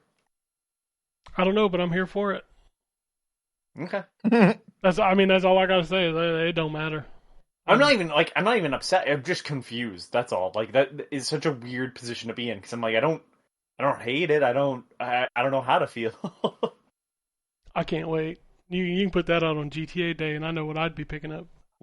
Well, I mean, really? Yeah, fuck you go get that over GTA? 100 times out of 100. Why the fuck would I'm going to tell you right now, GTA will go down in price. If you only gave me one, that's true. If you only gave me one choice, it's an easy choice. Like, I don't have to make that choice, but if you made me make that choice, it's an easy choice. Yeah. Like, I think GTA is going to be enough. cool as hell. I'll probably play it. Absolutely. Might end up on my Game of the Year list. But not over Zelda. Put a gun to my head, Zelda or GTA, Nintendo, here's another $80. That's fine. Got you. Oh, anyway, speaking of what is out this week, it's a lighter week. We got Deer and Boy, Frostpunk 2, Breach of Trust, assume that's an expansion, Impulse into game preview, House Flipper Remastered Collection. Wow, that's already being remastered? Oh, man. Okay. Yeah, I was going to say. Already? Yeah. The Necromancer's Tale, Abyssus. The release I'm looking forward to most this week, Dead or Alive 6 Last Round, or as some people like to call it, another vehicle for 600 DLC pieces to be purchased. I saw somewhere that like you get to carry over your DLC from Dead or Alive 6. I'm like, well, what's the point of putting this out? Actually, yeah. What is the point? What? Sorry, what is this? It's like a updated version of Dead or Alive 6, which was released on PS4, Xbox One. Oh. But like, if you Oh, don't no. get DLC that was in the last one, then what's the point of this one? Because the last one runs on the new consoles. You need that. You need those extra processing power for jiggle physics. I mean, the 6 already has that.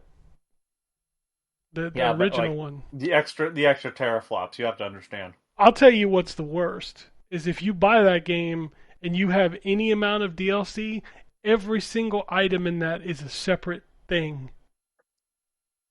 I mean, So like if you I think have like it's 100 Soul Calibur that has some bullshit like that too. Soul Calibur has have it, all the- but it's not per costume per character. No, but it's almost as bad. It ain't this bad. This game It's not that bad, but it's almost as bad. I have someone that has all the DLC for 5. Trust me, How many items do you think that is? fucking over 100. Yeah, I Dead know- or I know. Alive Dead or Alive laughs at you. I know. I'm just saying, it still all sucks. I want to tell you about my Rock Band 4 installation, which has 800 items. And if that ever gets deleted, That's a I lot. have to download 800 things. Every single one. Yeah. And not only that, but Dead or Alive 5, you had to download every character individually, every ending movie, every costume. That thing. Costume.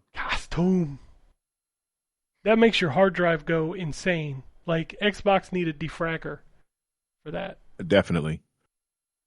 Acorn Avengers, sorry, not Adventures. There's no acorns having an adventure. And Death Run Round 1. What else we got? I Am Your Beast, whatever that is. That is a game I've wanted to play. It is a first-person shooter. Give me a second. Let me just find the description for you, Ken.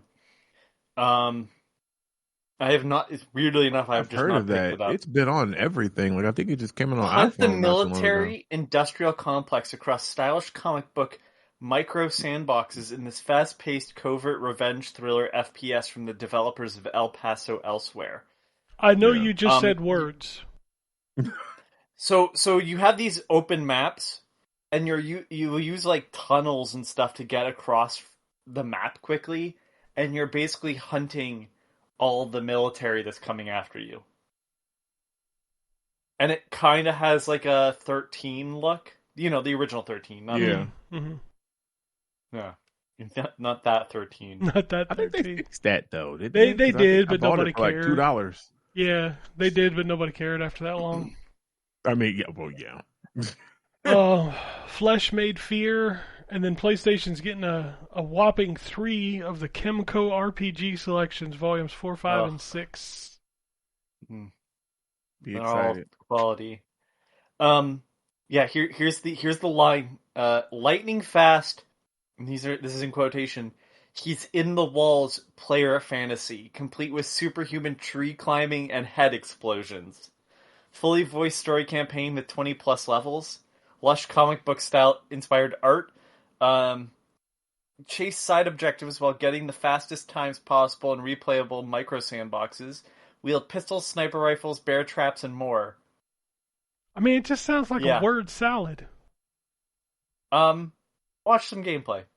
I mean, I'll give it a look.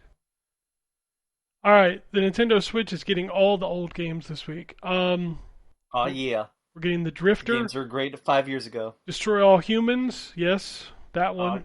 Yeah. Devil May Cry 5, Devil Hunter Edition, Deltarune Chapter 5, Koku Toto, Citizen Sleeper, and What? Citizen Sleeper What did 2. you just say? Koku Toto. Yeah, I don't know what that one is. I've never heard of that. Kokutoto. How would you say it? Koku Toto. Toto. I can't even say it anymore. Thanks. I would too many have times. assumed it's Koku Toto. I thought I said Koku Toto. Tutu is what you said. I thought. I said Toto to be. Whatever. I know I did because I was like Wizard of All right, Oz. whatever. Bitch. It is a weird ass visual novel. Okay. Citizen Sleeper 1 and 2, coming to Switch. Gecko Gods, Namco Legendary Mountains. Been waiting on that. You know what the fuck that is. And then Star Fox. What? Namco Legendary Mountains. Yeah, I don't know what that is either. That's like I didn't know Namco had Star Legendary Fox is this week? Yeah, Star Fox out on Thursday. Okay, Namco Legendary Mountains. Oh, what the fuck?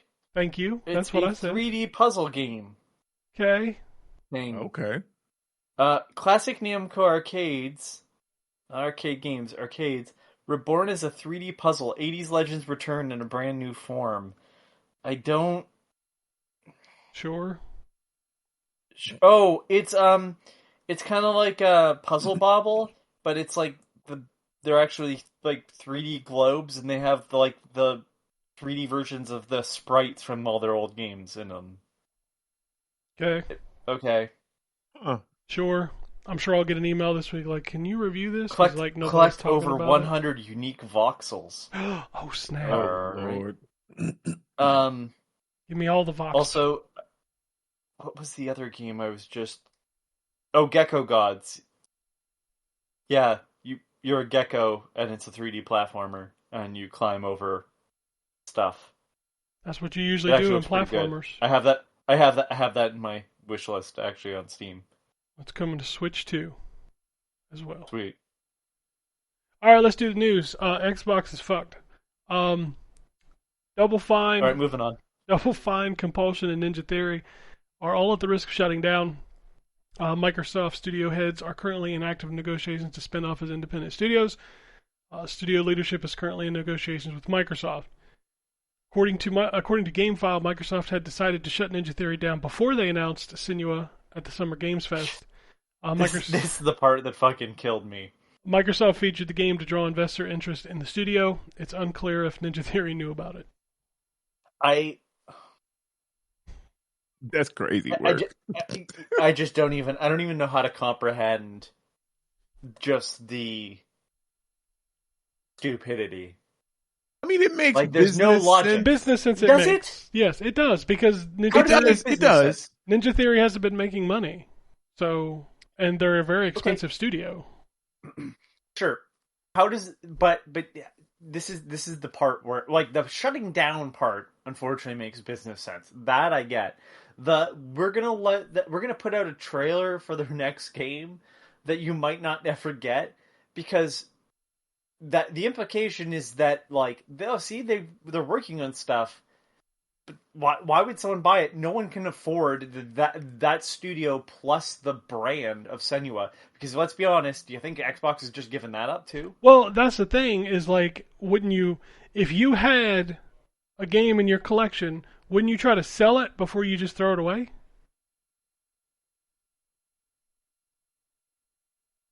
That's a pretty straightforward question. They have this company. They're not keeping it. So their two choices are get a little back for it or lose all of it. You know what I mean? Yeah. And I think them letting them, because I heard that the developers or the studio heads, maybe not the people on the ground floor, because they're the low people don't know. Yeah, the higher ups knew that this was all happening and that the show, they were still showing it or whatever to to attract an investor, which makes sense. I mean, they're putting their game listen, this is what we're making. We about to be on the block. We can make this for you. Type deal. So I mean, I don't know. It sucks. It does suck. I'm not sugarcoating any of that. So. No. Yeah. All of this is a mess. I hate to say these words, but in a business world, the way video games are right now, because I see all you guys on Twitter. Microsoft is so bad. They take these studios and they shut them down. I get where your feelings are coming from, but then you make this stupid comment of so and so should buy them. Nobody can fucking afford them. These companies because they're bleeding money. Video game development. What was the thing floating around that South of Midnight cost $100 million? Are you fucking serious? Yeah. $100 million for that game? I love that game. That is not $100 million game. $100 million. Especially when, like, hold on, I'm gonna do a little bit of God Like, of I am totally an War. advocate of letting people make the games they want to make, but Sure. in a business, they've got to make money. Let's put this in perspective, and obviously we're a few years out. The God of War games, these are estimations based off of just bullshit, of course, but the estimation of God of War 2018 was about 100 million to develop. Now, obviously, we're a few years out from that, and we're a few years out from Ragnarok. Ragnarok was double that. Yeah. Now, I don't know how much of that's actually accurate because the engine was already made. But we're in a world where Spider-Man sold a ton and was still in danger of not making money because it cost $350 fucking million to make that game. Which is why not having that PC market is insane to me, because even though we'll get to that. Yeah, we'll get to that. Yeah. There's some money that has to be spent to port stuff. It does allow you to still have your console exclusive for the people that just want to buy the thing and have it work.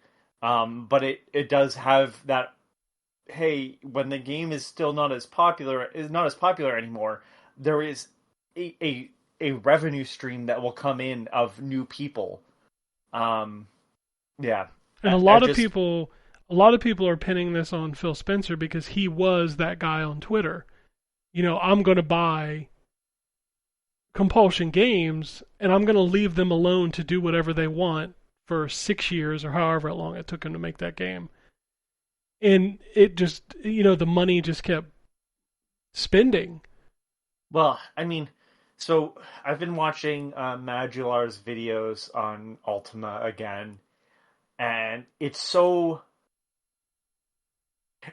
interesting to see kind of how EA, who eventually would buy Origin, but how often they were kind of involved with Origin, because as much as EA is a piece of shit company now, and I won't defend Trip Hawkins because, one, I'm not defending anyone whose name is Trip, and second, he's still a businessman, but he was a businessman who also understood that, like, respecting game developers as an artist. That was their big sell originally. That's the reason why they were called Electronic Arts before they just shortened it to EA. But it's just so funny because looking at how Origin was organized, it's like, yeah, you just don't even have that anymore. Now, there's a reason why Origin couldn't sustain that either. But it's just... It's too much money consistently spent. And like, yeah, on a business level, it's like I don't know how Ultima made it as far along as it did before it just got destroyed by corporate greed, I guess. Because there's no way that you can balance the creativity and guarantee to make your money back. That's the reason why, like, it's very interesting right now in the movie space that, like, these very low budget horror films are dominating. Yeah, they're making a shitload of money. Point. But it's just like, well, let's be honest, they also don't cost a lot. And that's a big part that we don't have in video games anymore. It used to be the actual chips that you had to work with. An NES could only do so much, so it took a lot of computer wizardry to make something sound a certain way, which is why Tim Follin's music stands out, or look a certain way, which is why there's some NES games that, like Ninja Gaiden, which graphically do some stuff that you just didn't see, like cutscenes, and those stand out, and it's like, but those were, people making it work with what they had. And that's not the case anymore. That's the reason why games are so bloated. Like, that's the reason why Call of Duty just is a ton of fucking space on your hard drive. It's just the aspect of we have only this to work with doesn't exist anymore. You can make games as realistic, but that also costs money. Mm-hmm.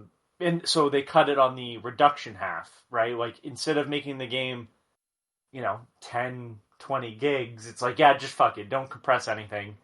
All the files, 100 plus gigs minimum at this point for a game. Because that's money you don't have to spend because someone doesn't have to actually do a bunch of work in making compression tools and all that. I don't know. It's very messy. And we've said on this podcast a bunch, if they just went back to making PS2 games, we'd be happy. Sure. We'd buy one tomorrow. Sure, because you're looking at a finite amount of resources in which to build a game, where nowadays you don't have that. But at the same time, Xbox bought all these studios, and they did what people wanted. They gave them big amounts of money, let them make whatever they wanted. And the perfect example of this is if you look at Ninja Theory's first game in the Senua Saga. It was incredible. Okay. And then Microsoft gave them all of this money and all of this time, and they spit out this 5-hour game that just everybody forgot. And you're like, okay, you did more with less. How did you do less with more? And Bleeding Edge. And Bleeding Edge, which lasted, 2 weeks? And it's like, I understand from a business perspective of I spent, so many $100 million on you, and you turned out less than what you had before you had those hundreds of millions of dollars. So it doesn't make any sense. And, it sucks. That is where we are as a business. I don't like it. But again, I didn't like Hellblade 2 that much. I thought it was very inferior to the first one. Which made no sense because they had more money, they had more time. It's just, I don't know. And it's on Microsoft themselves, because they're not managing the studios, they're just letting them run amok. Right. And that's on them. So I don't like it. I do understand it. And it's not we go back to the jokes about signing Asha's welcome card and tweeting at her. She didn't lead you astray. She said the first 100 days was this. She did that. She said the second 100 days is a reset. And that's what this is, and that's nasty. When she said it was a reset, it's like, this is going to be nasty. And people were like, oh no, we're finally going to get Xbox back. I'm like, no, you're going to get PlayStation and Xbox close. Because this is the PlayStation model. Focus on your big games. I'm going to say this now. They're being very short-sighted because... Sure. Sure. Okay, now Gears is Xbox exclusive. Mm-hmm. All right, that's fair. Whatever. In the past it would have been okay. Except that, Game Pass. So enjoy not making any money? Because, at least if it's I think on that's the next piece of the reset, though. I think they're going to make Game Pass more like PlayStation Plus. Okay, well, enjoy also not getting my money for that. I mean, you canceled anyway. Don't subscribe to Game Pass. Yeah. See? I canceled, yep. Most people... What I'm saying is, you're not even going to win me back, so it's I don't have an issue with that. But these anyways, the reason why I haven't been on recently is I have just nothing nice to say. I mean, it's a nasty really time right now. But it's not even it's not even just nasty. I'm just at the point where I'm I just don't care anymore. Congratulations, y'all have ruined the hobby, and I'm not even talking about the people. I'm talking about the companies. You're pricing me out of consoles. Games are not far behind. I mean, I understand what you're saying. And then I just watched. I have a backlog. Goodbye. I just watched an Austin Eruption video yesterday about $400 cartridges for shitty games, and I'm like, retro gaming isn't any cheaper unless you're doing it all off the books. You know what I'm saying?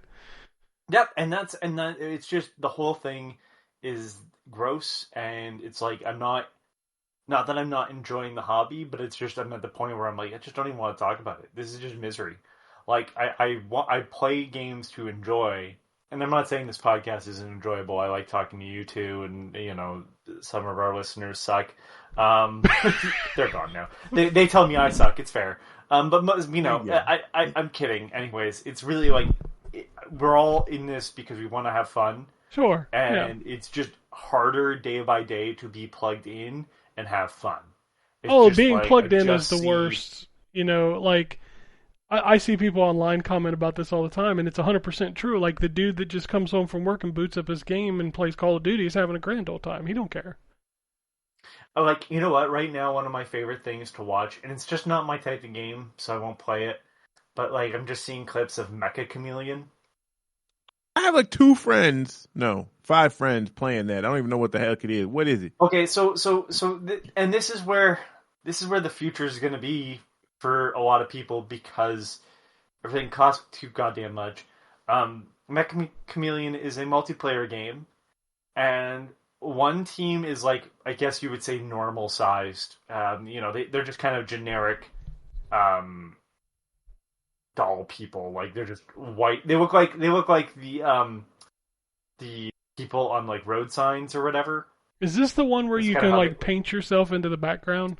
And the other team sees from third person. So one team sees from first person to have like a gun, and the other team is slightly smaller, and the idea is to hide and paint yourself. Okay, and I've seen this. It's just a unique concept of hide and go seek. It's really not doing anything like amazing because like prop hunt is very similar.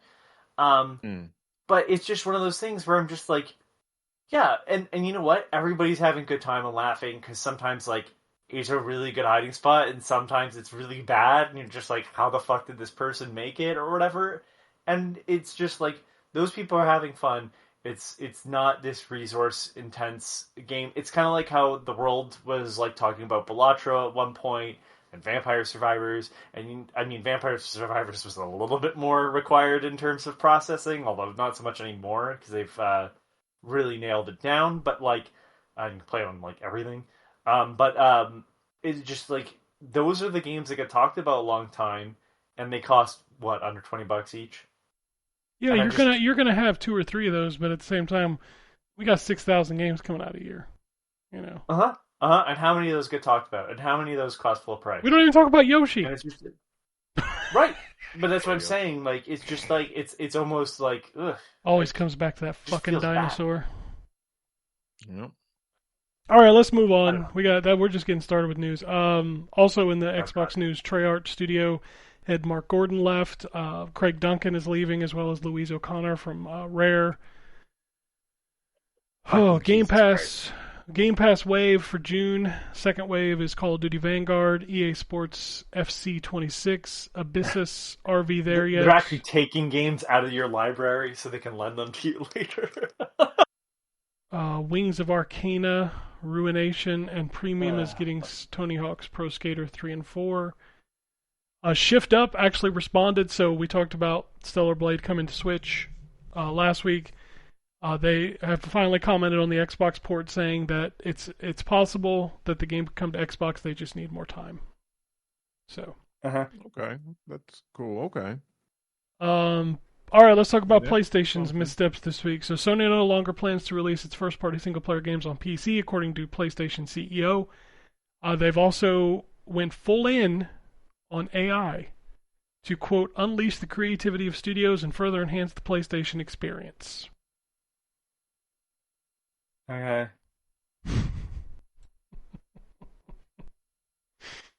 Sony's shift in strategy with keeping first-party single-player games on PlayStation 5 consoles instead of porting them to PC also means they're pulling back from the Chinese market. Nearly half of the Steam sales of Stellar Blade and Death Stranding are from China. Enjoy not making all the money, you fucking idiots. Yeah, I don't understand this. This feels like just region lock it to China then, for fuck's sakes. It's not like that's not a thing that y'all have done in the fucking past. Well, here's my thought on this is like you sound like the people you think that were running Xbox where you're literally just doing this for your plastic box bragging. That's what this feels like, because PC is like an infinite stream of money of players.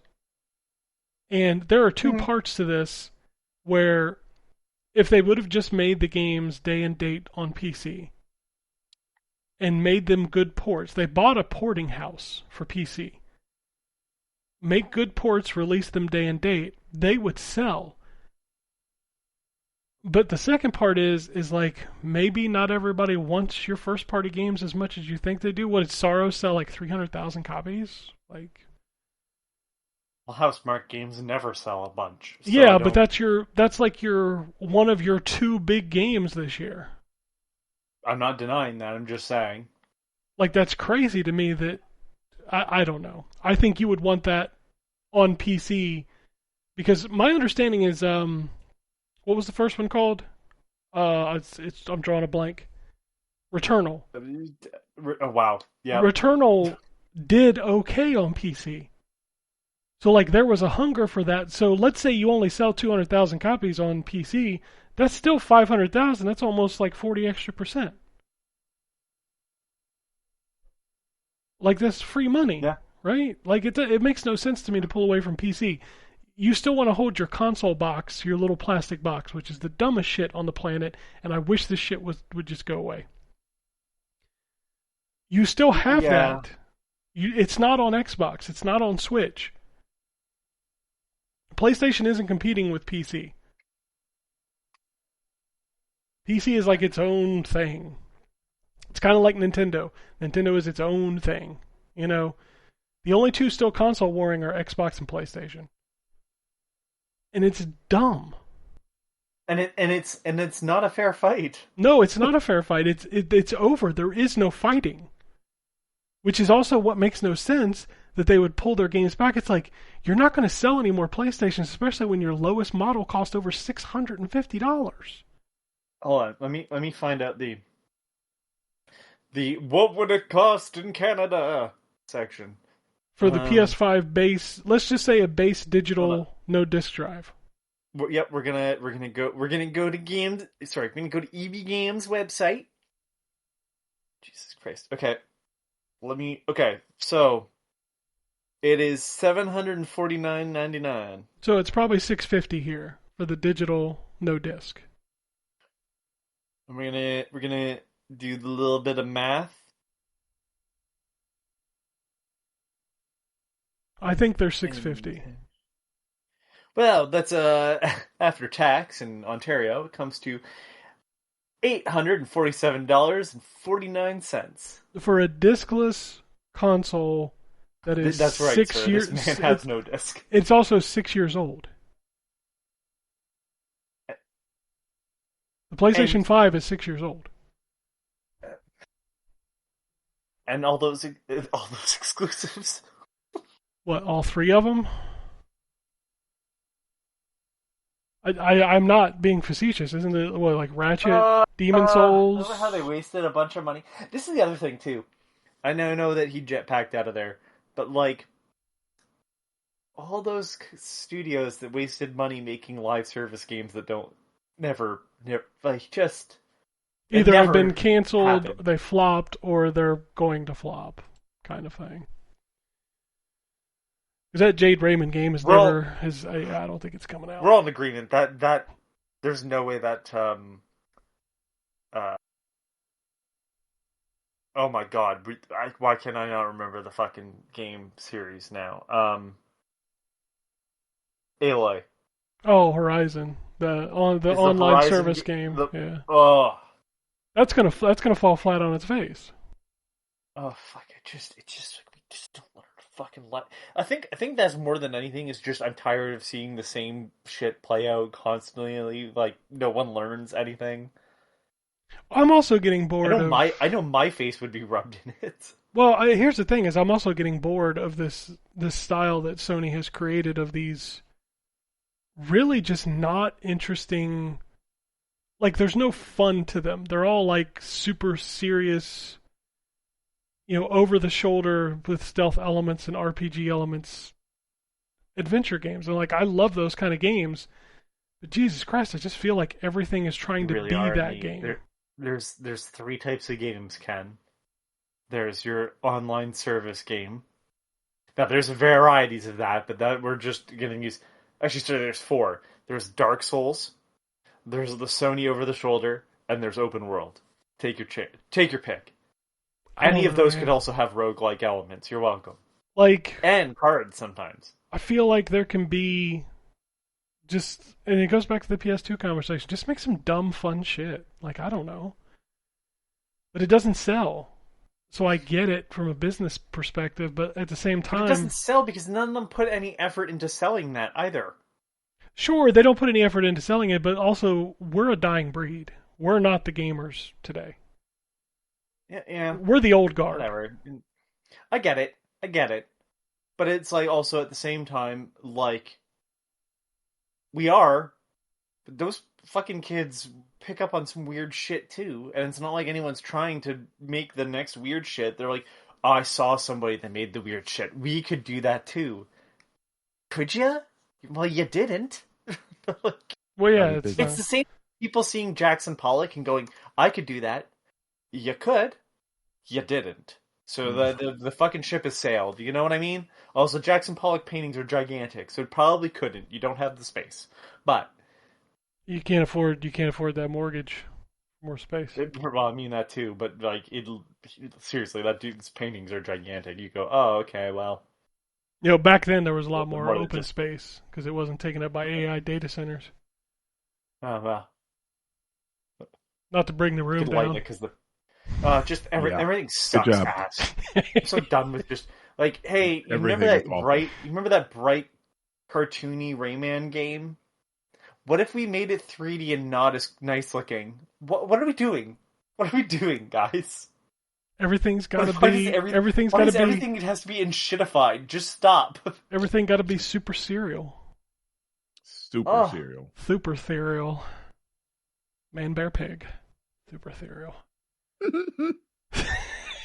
Like one of the biggest fucking like things right now is a series that has chosen to end at 9 episodes. The Amazing Digital Circus.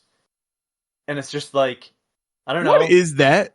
I saw it's in Fortnite, and I don't even know what that is. Okay, the Fortnite trailer was fantastic because the main character is too short to go in. You go. Oh, I thought you were talking about Too Short the rapper. I was like, damn. Oh wow. No, really going old school. Literally, one of the main characters is like the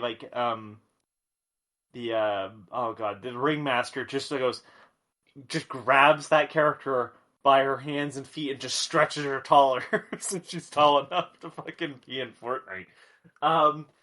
It's an animated series and it's it's more for adults and like teens, but yeah, it was just an animated series and it lasted 9 episodes. The last episode I think is longer, but it's just like, I don't know, they had a story to tell, they did it, it became super popular.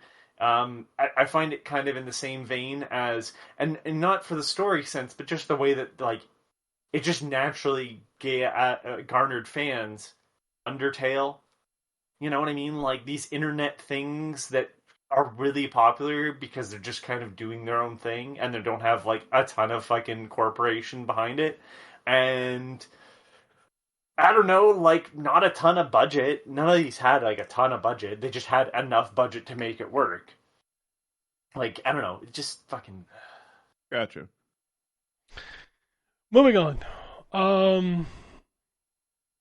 We talked about the Pocopia stuff last week. The eShop was updated on Switch 1, so now it doesn't run like AF.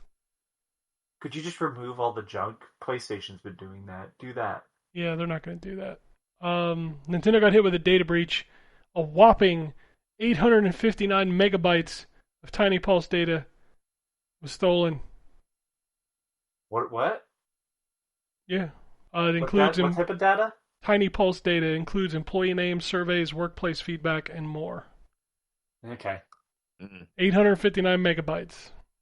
Like, you can't even fit a GameCube game in there. Okay.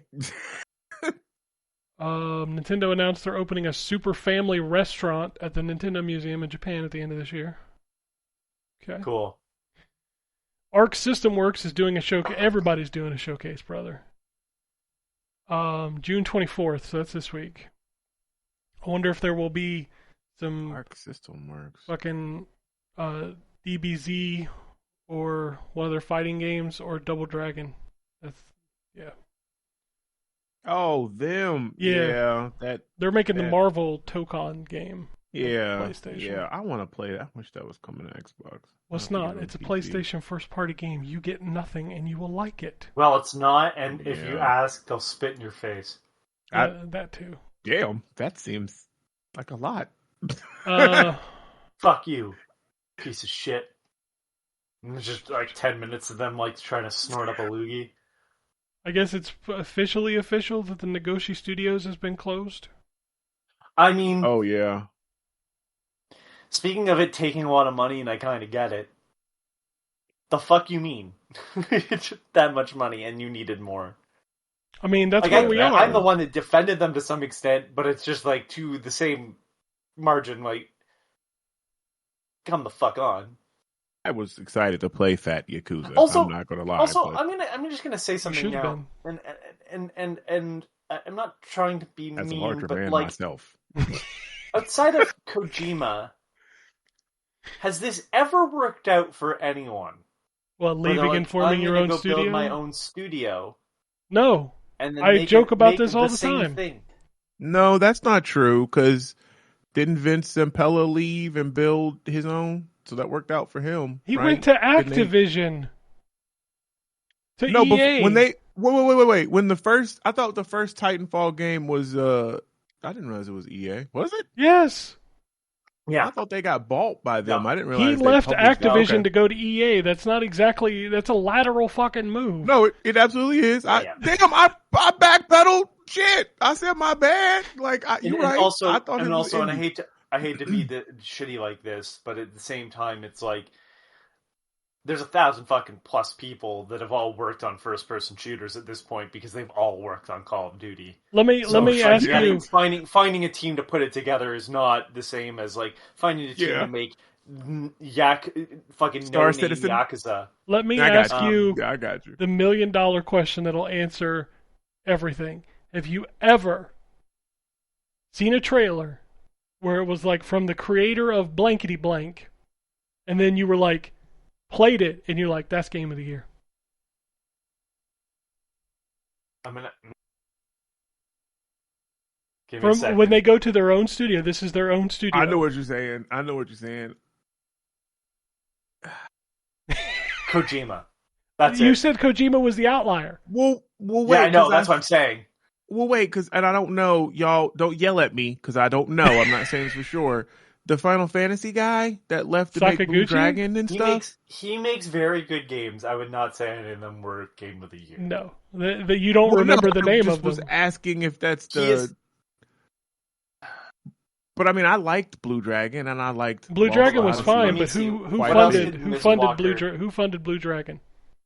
Oh, I don't know. Xbox, I think. Microsoft. Okay. Sakaguchi, Well, yeah. let's see. He did Lost Odyssey, Microsoft, and Last Story. Axis, was that Axis Games he or did something that like game that? that's on. Fantasian. Yeah, and I like that game. It's a great That was actually game, but pretty good. nobody talks about it. No, they don't. So I mean, I guess to your point, I mean, if you're saying mainstream, I get nobody. That never happens. That they say, from the creator. And who published Fantasian after Oh. Apple, Square Enix did the Oh, didn't realize Yeah. that. Okay. You could tell it was published by Square Enix by the fucking price. Oh, see, I played on Apple Arcade. I didn't even play it on console. Motherfucker, that thing is $50. Oh shit! That game Wow. ain't worth $50. I'm That's sorry. actually a deal. That's actually a deal because it's $70 here. Yeah, That's crazy. that game ain't worth. it's That not game ain't worth that. full price. No. No, it is. I got a used copy for $40. You want to sell me a fucking mobile game Cool. for $50? You can get the fuck out of my house. Why are you in I my house? I mean, Yeah. it is a good That's the game, question. but I got you. That it's not worth that. That's I think the only Yeah. time I can think of where it's like from the sort of team that brought you is that the Wolfenstein game, The New Order, is a bunch of people that worked at Starbreeze. Sure, but who when funded they that did, like, game? The Darkness. Who funded the Wolfenstein game? Well, it was ZeniMax at the first part, yes, but That's my point. But I It's like get they have a big but publisher. I'm just saying, like that's the only time I can think of where it's like, sort of a team, but yeah, like I just don't. All right. You Yeah, know I what? could- There's one game that I know didn't light the world on fire, but it was also very good, and that is Bloodstained. Sure. Bloodstained. How about that? How about that sequel 20 years later? Well, we're still waiting on that, so we don't know. Yeah. Bloodstain came out, what, like 2005, 2008, some crazy shit? I don't remember. It was a while ago. I kickstarted Bloodstain. Bloodstain was 2019. No way. Yeah. Yeah, I think he's right. Like I said, I kickstarted that game. That's still almost a decade. Yeah, it was 2019. So it's taking a decade to make another Castlevania. Pulled that out of my ass. Fuck you. I'm still saying, like, how should it take a decade to make another Castlevania game? Like, you remember on the NES, there were 3. With the same engine. I'm not asking for anything else other than just more. There was 3 Castlevania games on the NES in the span of, like, 6 years. There was 3 Castlevania games on the Game Boy Advance, and there was 3 Castlevania games on the DS, and they were running on, like, no budget. Come on now. Oh, wow. It was supposed to come out this year, that Bloodstain, the Scarlet Engagement. It was announced in 2021, and it was supposed to come out this year. Oh, cool. So it's been announced for 5 years. That's great. Yeah. This is the problem with this right here. This is your problem. It takes too long and too much money to make video games. We got 3 Mass Effects in the 360 era. We got 1 since. Mm-hmm. Uno. But maybe that's not the greatest of. But my point stands. You got 1. Saying. You got 3 during a generation. What if we use Dragon Age? Same thing. Didn't we get 3 of those? No, you got 2. You got 2 in 360. Oh, that's right. Inquisition was on the 1. Yeah. The 1 in the PS4, and then 1 in the PS5. You ain't never getting another one of those, just FYI. Well, you're not getting another Mass Effect either, so I don't know what the fuck idiot. you're talking about. I'm just saying, I'm using these games as an example. There were 2 God of War games on the PlayStation 2. 2 on the PSP. And 2 on the PS3. Or 2 on the PS3, yeah, that's right. There was only 1 on the PS4. Or was Ragnarok PS4? PS5. Ragnarok made PS4. Okay, so there's two God of Wars. How many on the PS5? No. So far, released.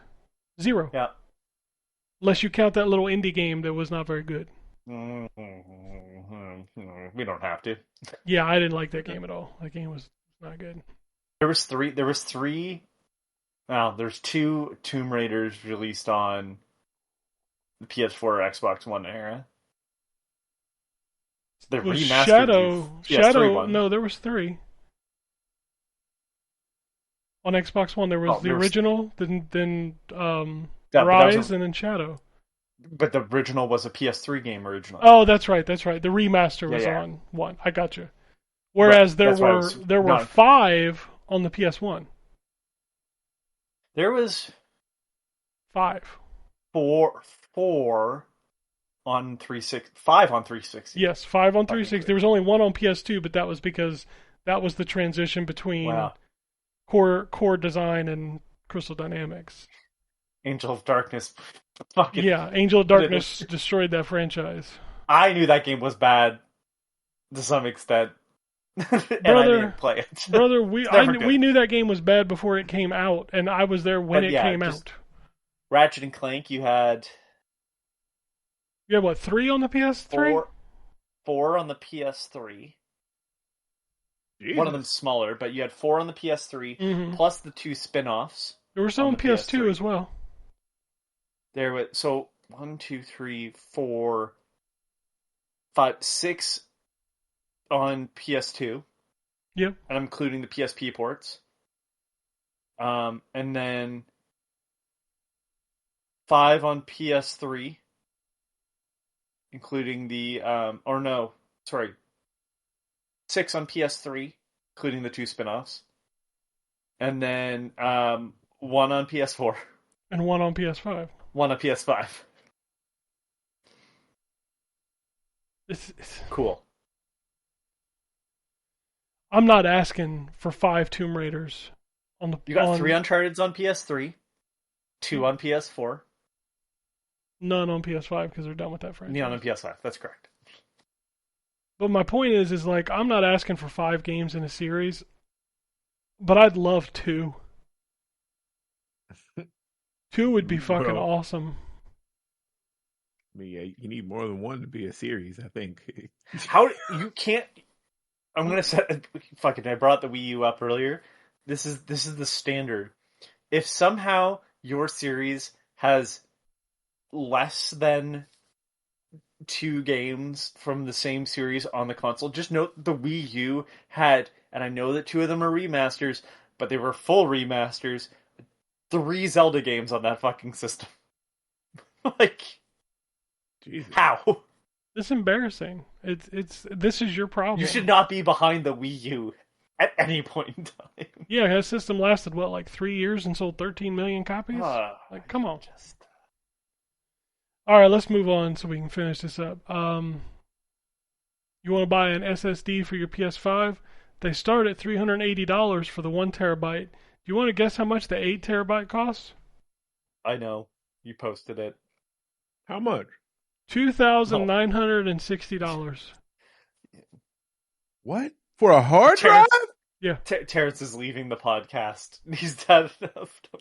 You think I should email him and ask him if I can review one? I would shoot your shot, absolutely. That's insane. 8 terabytes, $2,960. Bro. Mm-hmm. Oh my God. These next gen systems gonna be expensive as hell. Oh my God. Speaking of expensive, GTA 6 pre-orders open this week. How much do you think is it going to cost? That's why everybody making a big deal about 89. it. You think it's going to be 89? And Nintendo games are what? $80, right? 79? That's the new price. Yeah, 89. I'm talking about US. It's 79, right, for Mario Kart? And That's what it is, yeah. That's what I'm saying. It's going to be 89. 89 US. So it'll be 99 for him. No. It'll be 109. Oh, well, damn. Because Nintendo games that are 79 are 99 here, which is why I'm saying Ocarina of Time is going to be $100. Okay. Yeah. I think you're right. I think it's going to end up being at the very minimum, at the cheapest, it'll be $79.99 for the game. But I could see them this shit being 89. Yeah. All right. These are not good stories. Bobby Prince, the composer of the Doom soundtrack, passed away at 81 years old. Fucking icon there. Yep. Game Republic, the people who made Folklore and Genji Dawn of the Samurai, have entered bankruptcy, so they're now gone. I mean, I don't think they've done anything in like over a decade. Yeah, so I still love Majin and the Sacred Kingdom, man. Hold on, what's the company's name again? Game Republic. Folklore was great. Repu- Majin was great. Yeah, listen, I'm not just curious. What their last game was. They are called Game Republic. Yeah, I know of them. Well, there's another company called Game Republic because, of course, there was. Yeah, it's a pretty generic name. They were founded in 2003. Yeah, it makes sense. Hold on. Hold on. No, that can't be right. This can't be the same company. Because they went defunct in 2011. Well, maybe they just filed for bankruptcy now. I don't know. Are you sure it's that, or are you sure it's not? It says Game Republic behind Genji Dawn of the Samurai and Folklore has entered bankruptcy. That's what the headline says.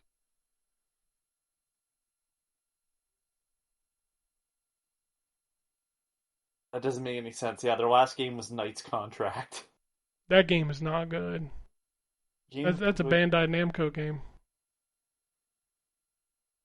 Don't Nod has run out of cash. And 11-Bit Studios laid off 20 people. Damn. There's a thing on here about Mecha Chameleon. It's now sold 5 million copies, up 1 million from last Sunday. That is holy crap! They sold 1 million in a week. Yeah.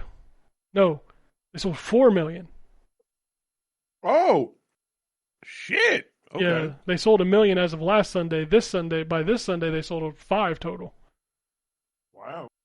Okay, so here's what the real story behind Game Republic.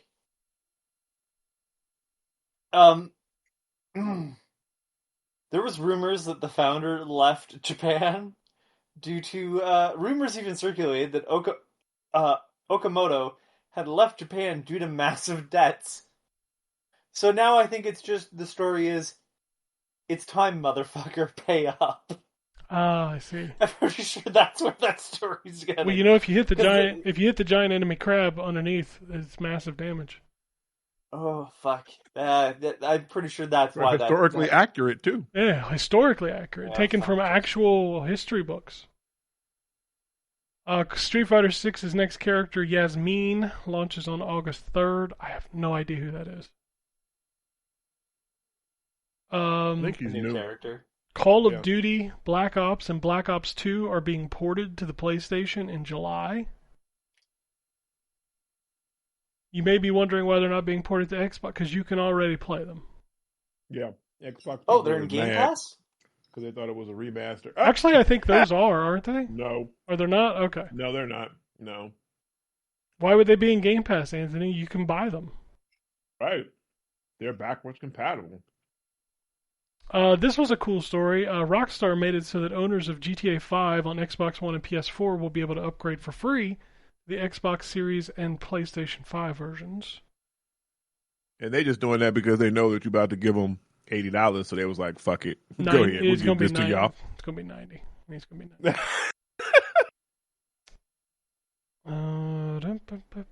Anything else going on? Hellraiser launches on October 8th. Okay, so I think I might be the only one that's actually excited for that. Did y'all watch? Is it single player? It is, yes. Then I would be interested. Okay, so I thought that it was going to be just kind of like a horror shooter, whatever. They did like a behind the scenes like footage. It was like 15 minutes worth of footage. It looks more like Condemned. Like there's an inventory system. Like you gotta there's like puzzles to solve. Like the box does different stuff. There's like different combat with the enemies. It's not just guns. Like there's melee shit. I was like, oh, this game's gonna be deeper than I thought. I'm excited as a Hellraiser fan. Like it looks good. Well, I hope it's good. Me too. But the big game for you is launching September 24th. That is Garfield's Escape from Monday. Man. So I saw that trailer and I wanted to be excited for it. But I can't. Well, poor Garfield, man. Also coming out in September, because that's when Christmas starts, is The Grinch 2 Saving Christmas. Oh, I missed that one. So, that's antithetical to what The Grinch is all about. Thank you very much. Stupid assholes. Don't you ruin the lore of The Grinch. You know, his heart grew 3 times. Wife, so you could fucking make shit Anthony, about the goddamn Grinch lore, you pieces of garbage. No, stop. This is lore accurate, because at the end of The Grinch, his heart grew 3 sizes that day. He should have died. Your heart shouldn't grow that much. I mean, right? The Who's down in Whoville, they think differently. Just want to gloss over there, cheating on Terrence, his dying wife part. They're gonna gloss over there. Look it up. I will not. Terrence, if you didn't get it, you should see if you can track down a copy of the Free Comic Book Day Garfield comic. Oh, I didn't get it. I didn't even know that there was one. It's pretty well done. Oh, fuck. We about to get storms up in this bitch. Yeah, Also, this Garfield game doesn't look terrible. I'm going to tell you what killed it for me. His voice. I know that we lost Lorenzo Music many years ago, but he is just the best Garfield voice, and everybody else I hear, it's kind of like Batman. Like, everybody measures up Kevin Conroy, but nobody really measures up to Kevin Conroy. You know what I mean? But I'm always comparing them to that. Same way with Garfield. I'm going to tell you right now, I don't agree with that statement. Kevin Conroy is the voice of Batman. I agree. However, it's a very specific Batman. If it's going to be mostly serious, sure. But the guy who does the voice for all the animated movies, or most of the animated movies, and Bruce Greenwood? Diedrich Bader. Sorry? Bruce Greenwood? Is that who does it? He's great. He does some of the ones. Yeah, he is good. And Diedrich Bader is good too. I like Brave and the Bold. Yeah. Brave and the Bold Batman voice is top notch. I even like the voice of the guy who did it for the Amazon show there, Cape Crusader. Oh yeah. Yeah, that show. I Like- want another season of that. That show was good. Yeah. But anyways, yeah, I agree. Lorenzo, weirdly enough, Lorenzo Music as Garfield is harder to replace than Batman. He is. Like, Bill Murray tried. Chris Pratt is trying. And I'm like, y'all are not Garfield. No, Damn. they really aren't. It's hurting over there. That's it. That's all the news I got. It's been an eventful month of June. Between all the excitement and then all the sadness that follows. Oh, but hopefully, Star Fox comes out this week. We're getting close to September, which is goddamn is the word I would use. Yeah, it's crazy. What do you call it? Christmas? Definitely what it is. I mean, that's why the Outside of Grinch is Star coming Fox. out in September, because it's fucking Christmas. Outside of Star Fox, I don't really know if I'm looking forward to anything else. Well, that's just because you're Damn, miserable. really? Dude, there's so many games. Yeah, I don't know. Like, Star Fox is kind of the one that I'm like, all right, that and like Rhythm Heaven, and those are about it. I mean, depending on what Zelda is, I'll be excited or I'll just again skip and just watch.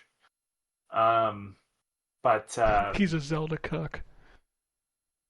man, I've owned enough copies of shit. That ain't gonna stop you. I feel that, though. I own feel that. 4 copies. I own 4 copies of Link's Awakening. Hold up. All right? Jesus Christ. Hold up. You ain't buying Castlevania? What, the new one? Yeah. Oh, yeah. I You ain't forgot about about Belmont's that. Curse? Yeah. If it's, I'll be honest, I don't love it. That's going to be like an old school style Castlevania, Mm-hmm. right? Yeah. I might wait till sale on that one. Oh, shame on you. I just, it's not my. I prefer. See, over here, they closing Giga studios, stuff. and Anthony's like, I'm gonna wait for a sale. You the Wait for fucking a sale. problem. You're the problem. You, Well, sir. look, I didn't love, and I know it's not the same, but I didn't really love their previous game either. Like, it was good. I just wasn't What was it? the one where you're the guy that has the flaming head. It Ghost was like a Rider? roguelike. Oh, Dead. Dead Cells. This Dead nigga said Cells. Ghost Rider. Dead Cells. Yeah. Yeah, it was good. It's just like I was like, yeah, it's good. That's funny I because got that you. was another one of those It's the games. same as that- how I felt about the second. I mean, I felt better about it, but like the second Rogue Legacy, I'm like, yeah, it's good. Doesn't hit the same second time around. I don't know. Dead Cells was one of those games like everybody was like, "Oh my god, you gotta play Dead Cells." I played it. I was like, I don't need to play this. I played it and went, all right, fun. I mean, I can rattle okay. off like a bunch of like Final Fantasy Resonance, Godzilla, Destroy All Monsters Melee, Grand Theft Auto. Resonance, Godzilla, Castlevania. Okay, all right, hold on. Let me answer them one by one because We ain't got that kind of motherfucker. time. Yeah, it'll be quick. Resonance, sure, maybe. Godzilla is a yes because I'm a consumer whore. It's a definite. Yeah. Yeah, that's a have to right there. I'll tell you that. And what was The the other one? well, Castlevania we already talked about. The Toy Story Retro Roundup. I'm totally in for that thing. Hell yeah. I don't need to punish myself with that. Star Wars Galactic Racer. 100% down for that. I want I to see want it the more. other one. I want to over hear that. Appeal's opinions on it. I don't. If it's just gonna be like a kart racer, I'm out. Like if it's gonna be like pod racer, cool, I'm in. I know that you don't care, but Gears of War E-Day. Excited for that. Yeah, I don't. I'm excited for Halo Campaign Evolved. Control Resonant. There's another Onimusha. Control, I'm excited. Yeah, Onimusha, yeah. Onimusha. that's I don't have enough experience with that series. You don't need it. Play the demo. Remember, Try it. Yeah, there's a demo out there. Remember, I didn't play. Yeah, listen, if I'm gonna do that, if I'm gonna go for a Capcom game, I'm probably just gonna go and buy Resident Evil. I mean, you haven't played Resident Evil? No, Fucking hell. dude, I'm not made of money. Oh, I hold on. You gotta got burned play. on James Bond, in my opinion. You did get burned on James Bond. Damn, really? Yeah, dude, that. Did you already fucking play Bond, for that's 2 so hours? bad. Can you refund it? Oh no, I bought it on Fanatical. I couldn't refund it if I wanted to. Oh, okay. Metal Gear I thought Solid you got it on 4, Steam. Guns of the Patriots coming out Yeah, this you're year. excited about that. I'm for that. not. I'm excited for that, Fucking man. give me What's that the other shit. game that comes with it? Peace Walker. Peace Walker. Yeah, I have that though. I'm less excited for that because I already have it. Yeah, I already have it, so I don't really care. Why can't we just get fucking portable ops, you fucking assholes? Anyways, Nobody wants it. It's part of the fucking Everybody story. wants Nobody wants it though. Yeah, it's part of the story. Also, it's actually pretty fun to play because it's a little bit more open than fucking. I'm sorry, Peace Walker. The fact that you have to take the wrong fucking path and then it makes you fucking track backwards to the fucking fork in the path where it decided for you last time to take the other side. Fuck you. The piece of shit storytelling just to fucking lengthen the gameplay. You ain't gonna hear me my defend ass. Peace Walker. I already have it, so I don't really care about that one. But Metal Yeah, Gear Solid dude. 4 has been trapped in PS3 prison for Yeah, fucking 20 years. I don't think that's a great game, so... That's fine. You can be wrong. I mean, Alright. I like it. It's I love that it's fucking fine. game. Give it to I me. mean, I As a enjoy it. story, fine. As a movie, okay. As a game, It's not a game. What are we talking about? exactly. That's the fucking problem. What about that Bloodwalker game? That game looks cool. I don't even know what that is. Wait, which one is The that? Dawn of the Oh yeah, Bloodwalker? that's the one that the vampire, where the trailer thing started off in the future. Like, it's made by some team. Oh god, this is gonna be one of those things where it's these people came from something Oh else. shit, it's gonna The suck. Witcher. Damn it. Yeah, they're from The Witcher. Sorry, what is this? What is this called? Dawn of the Bloodwalker. No, Blood of Dawn Walker. Oh, Blood of the What that nigga said. Hey now, that's not me. Oh wow! I already All right, okay. we'll Here's crack a this funny. in. Here's a funny story. I'm like looking it up, and it's already said I've passed. I was like, no, ignore on Steam. So that tells you that. This motherfucker. So right he here. does not care about it. Holy Yeah, shit, they're making a new I'm Trine? Dude, What, that's all trying that studio 7? has. 6. Oh, damn. Together. In Wow. time. They're making another That gotta be Trine. the only game they make. Like, That's definitely the only game they make. Yeah. I mean, we got Dynasty Warriors 3, Complete Edition Remastered, You're fucking sure. Ace Combat 8. are you not into the Mound thing, that Omen of Cthulhu game at all? I figured that'd be you might be interested in that. The Cat in the I Hat, don't know, man. Rainy Day Mayhem. Oh yeah. Okay. Dragon Quest Hold on, now I Monsters, The need- Withered World. That's also out this year. That's a. You I'm know who's excited taking for that that. one, but I'll end up picking it up because I'm. But see, again, I've already too got much. at least 3 other games that you're excited That's for. fire. Excited is not the word I'd use. And Engaged because I've already put too much money into the series is what I would say. I'm just Wow. saying. You're going to be down playing Oh these my games. god, this Cat in the Hat game looks fucking terrible. They all are Oh terrible. my What do you God. want? Dude, Terra it's not bad. even- It's a. Cat in the Hat once said, "It's fun to have fun. Play with him and your favorite characters in 18 exciting minigames or chase him around the house. Whether you play solo or with friends, your house is about to be full of giggles, groans, and glorious mayhem." Yeah, okay. Not my Jesus house. Christ. You know, Outright Games does these. Once in a while, they'll pull a game out and I'll be like, damn, that's actually pretty good. And then other times they'll just be like, shitting themselves publicly, and I'll go, what Yep. happened? Yep. They have an NBA game coming out. Oh no, it's out. Wow, okay. I've Yeah, never even seen this. the NBA mascot game. Bounce? Yeah. Oh yeah. Holy That was on shit. free. That was on free play weekends, and I booted it up, and I was like, "Oh, thank God I didn't buy that." I didn't even know it was on the free thing. Yeah, it was on. Was that the free play days on Xbox? It was on there one weekend. Yeah. I downloaded it. I was like, "Oh, this no." Yeah, it looked rough. I was like, no, I'm cool. Yeah, we're good. Anyway, I'm gonna get out of here before my electricity goes off. If you want to send us emails, podcast at ztgd.com. On the Twitter and the Blue Sky, ZTGD Podcast on Twitter, ZTGD Radio on Blue Sky. I know I didn't tweet out tonight. It's because it's a late show. And I knew Anthony was We going to didn't be know we on, were so it gonna was do going to be one. long. Yeah, So, well, yeah. That's the reason why I'm not showing up every week. I know you're welcome. Oh no, we want you here every week. Oh, no, you don't. Yeah, actually, I do. I do. Yeah. Man, listen, we all make do. poor Man. decisions, all right? It's Well, not my fucking fault. You know what? I'm here every week, I'm not going to and help you nobody make wants bad that. decisions in your life, all right? I'm going to stay home and not be on the podcast. Anthony, I am here every week, and nobody wants that. So, you know. Someone's got to run the show. That's fair, but just saying. Anyway, make sure there's no algae in your reflecting pool. We'll see you next week. Get out of here, peace, bitches. Alrighty. And it goes something like this.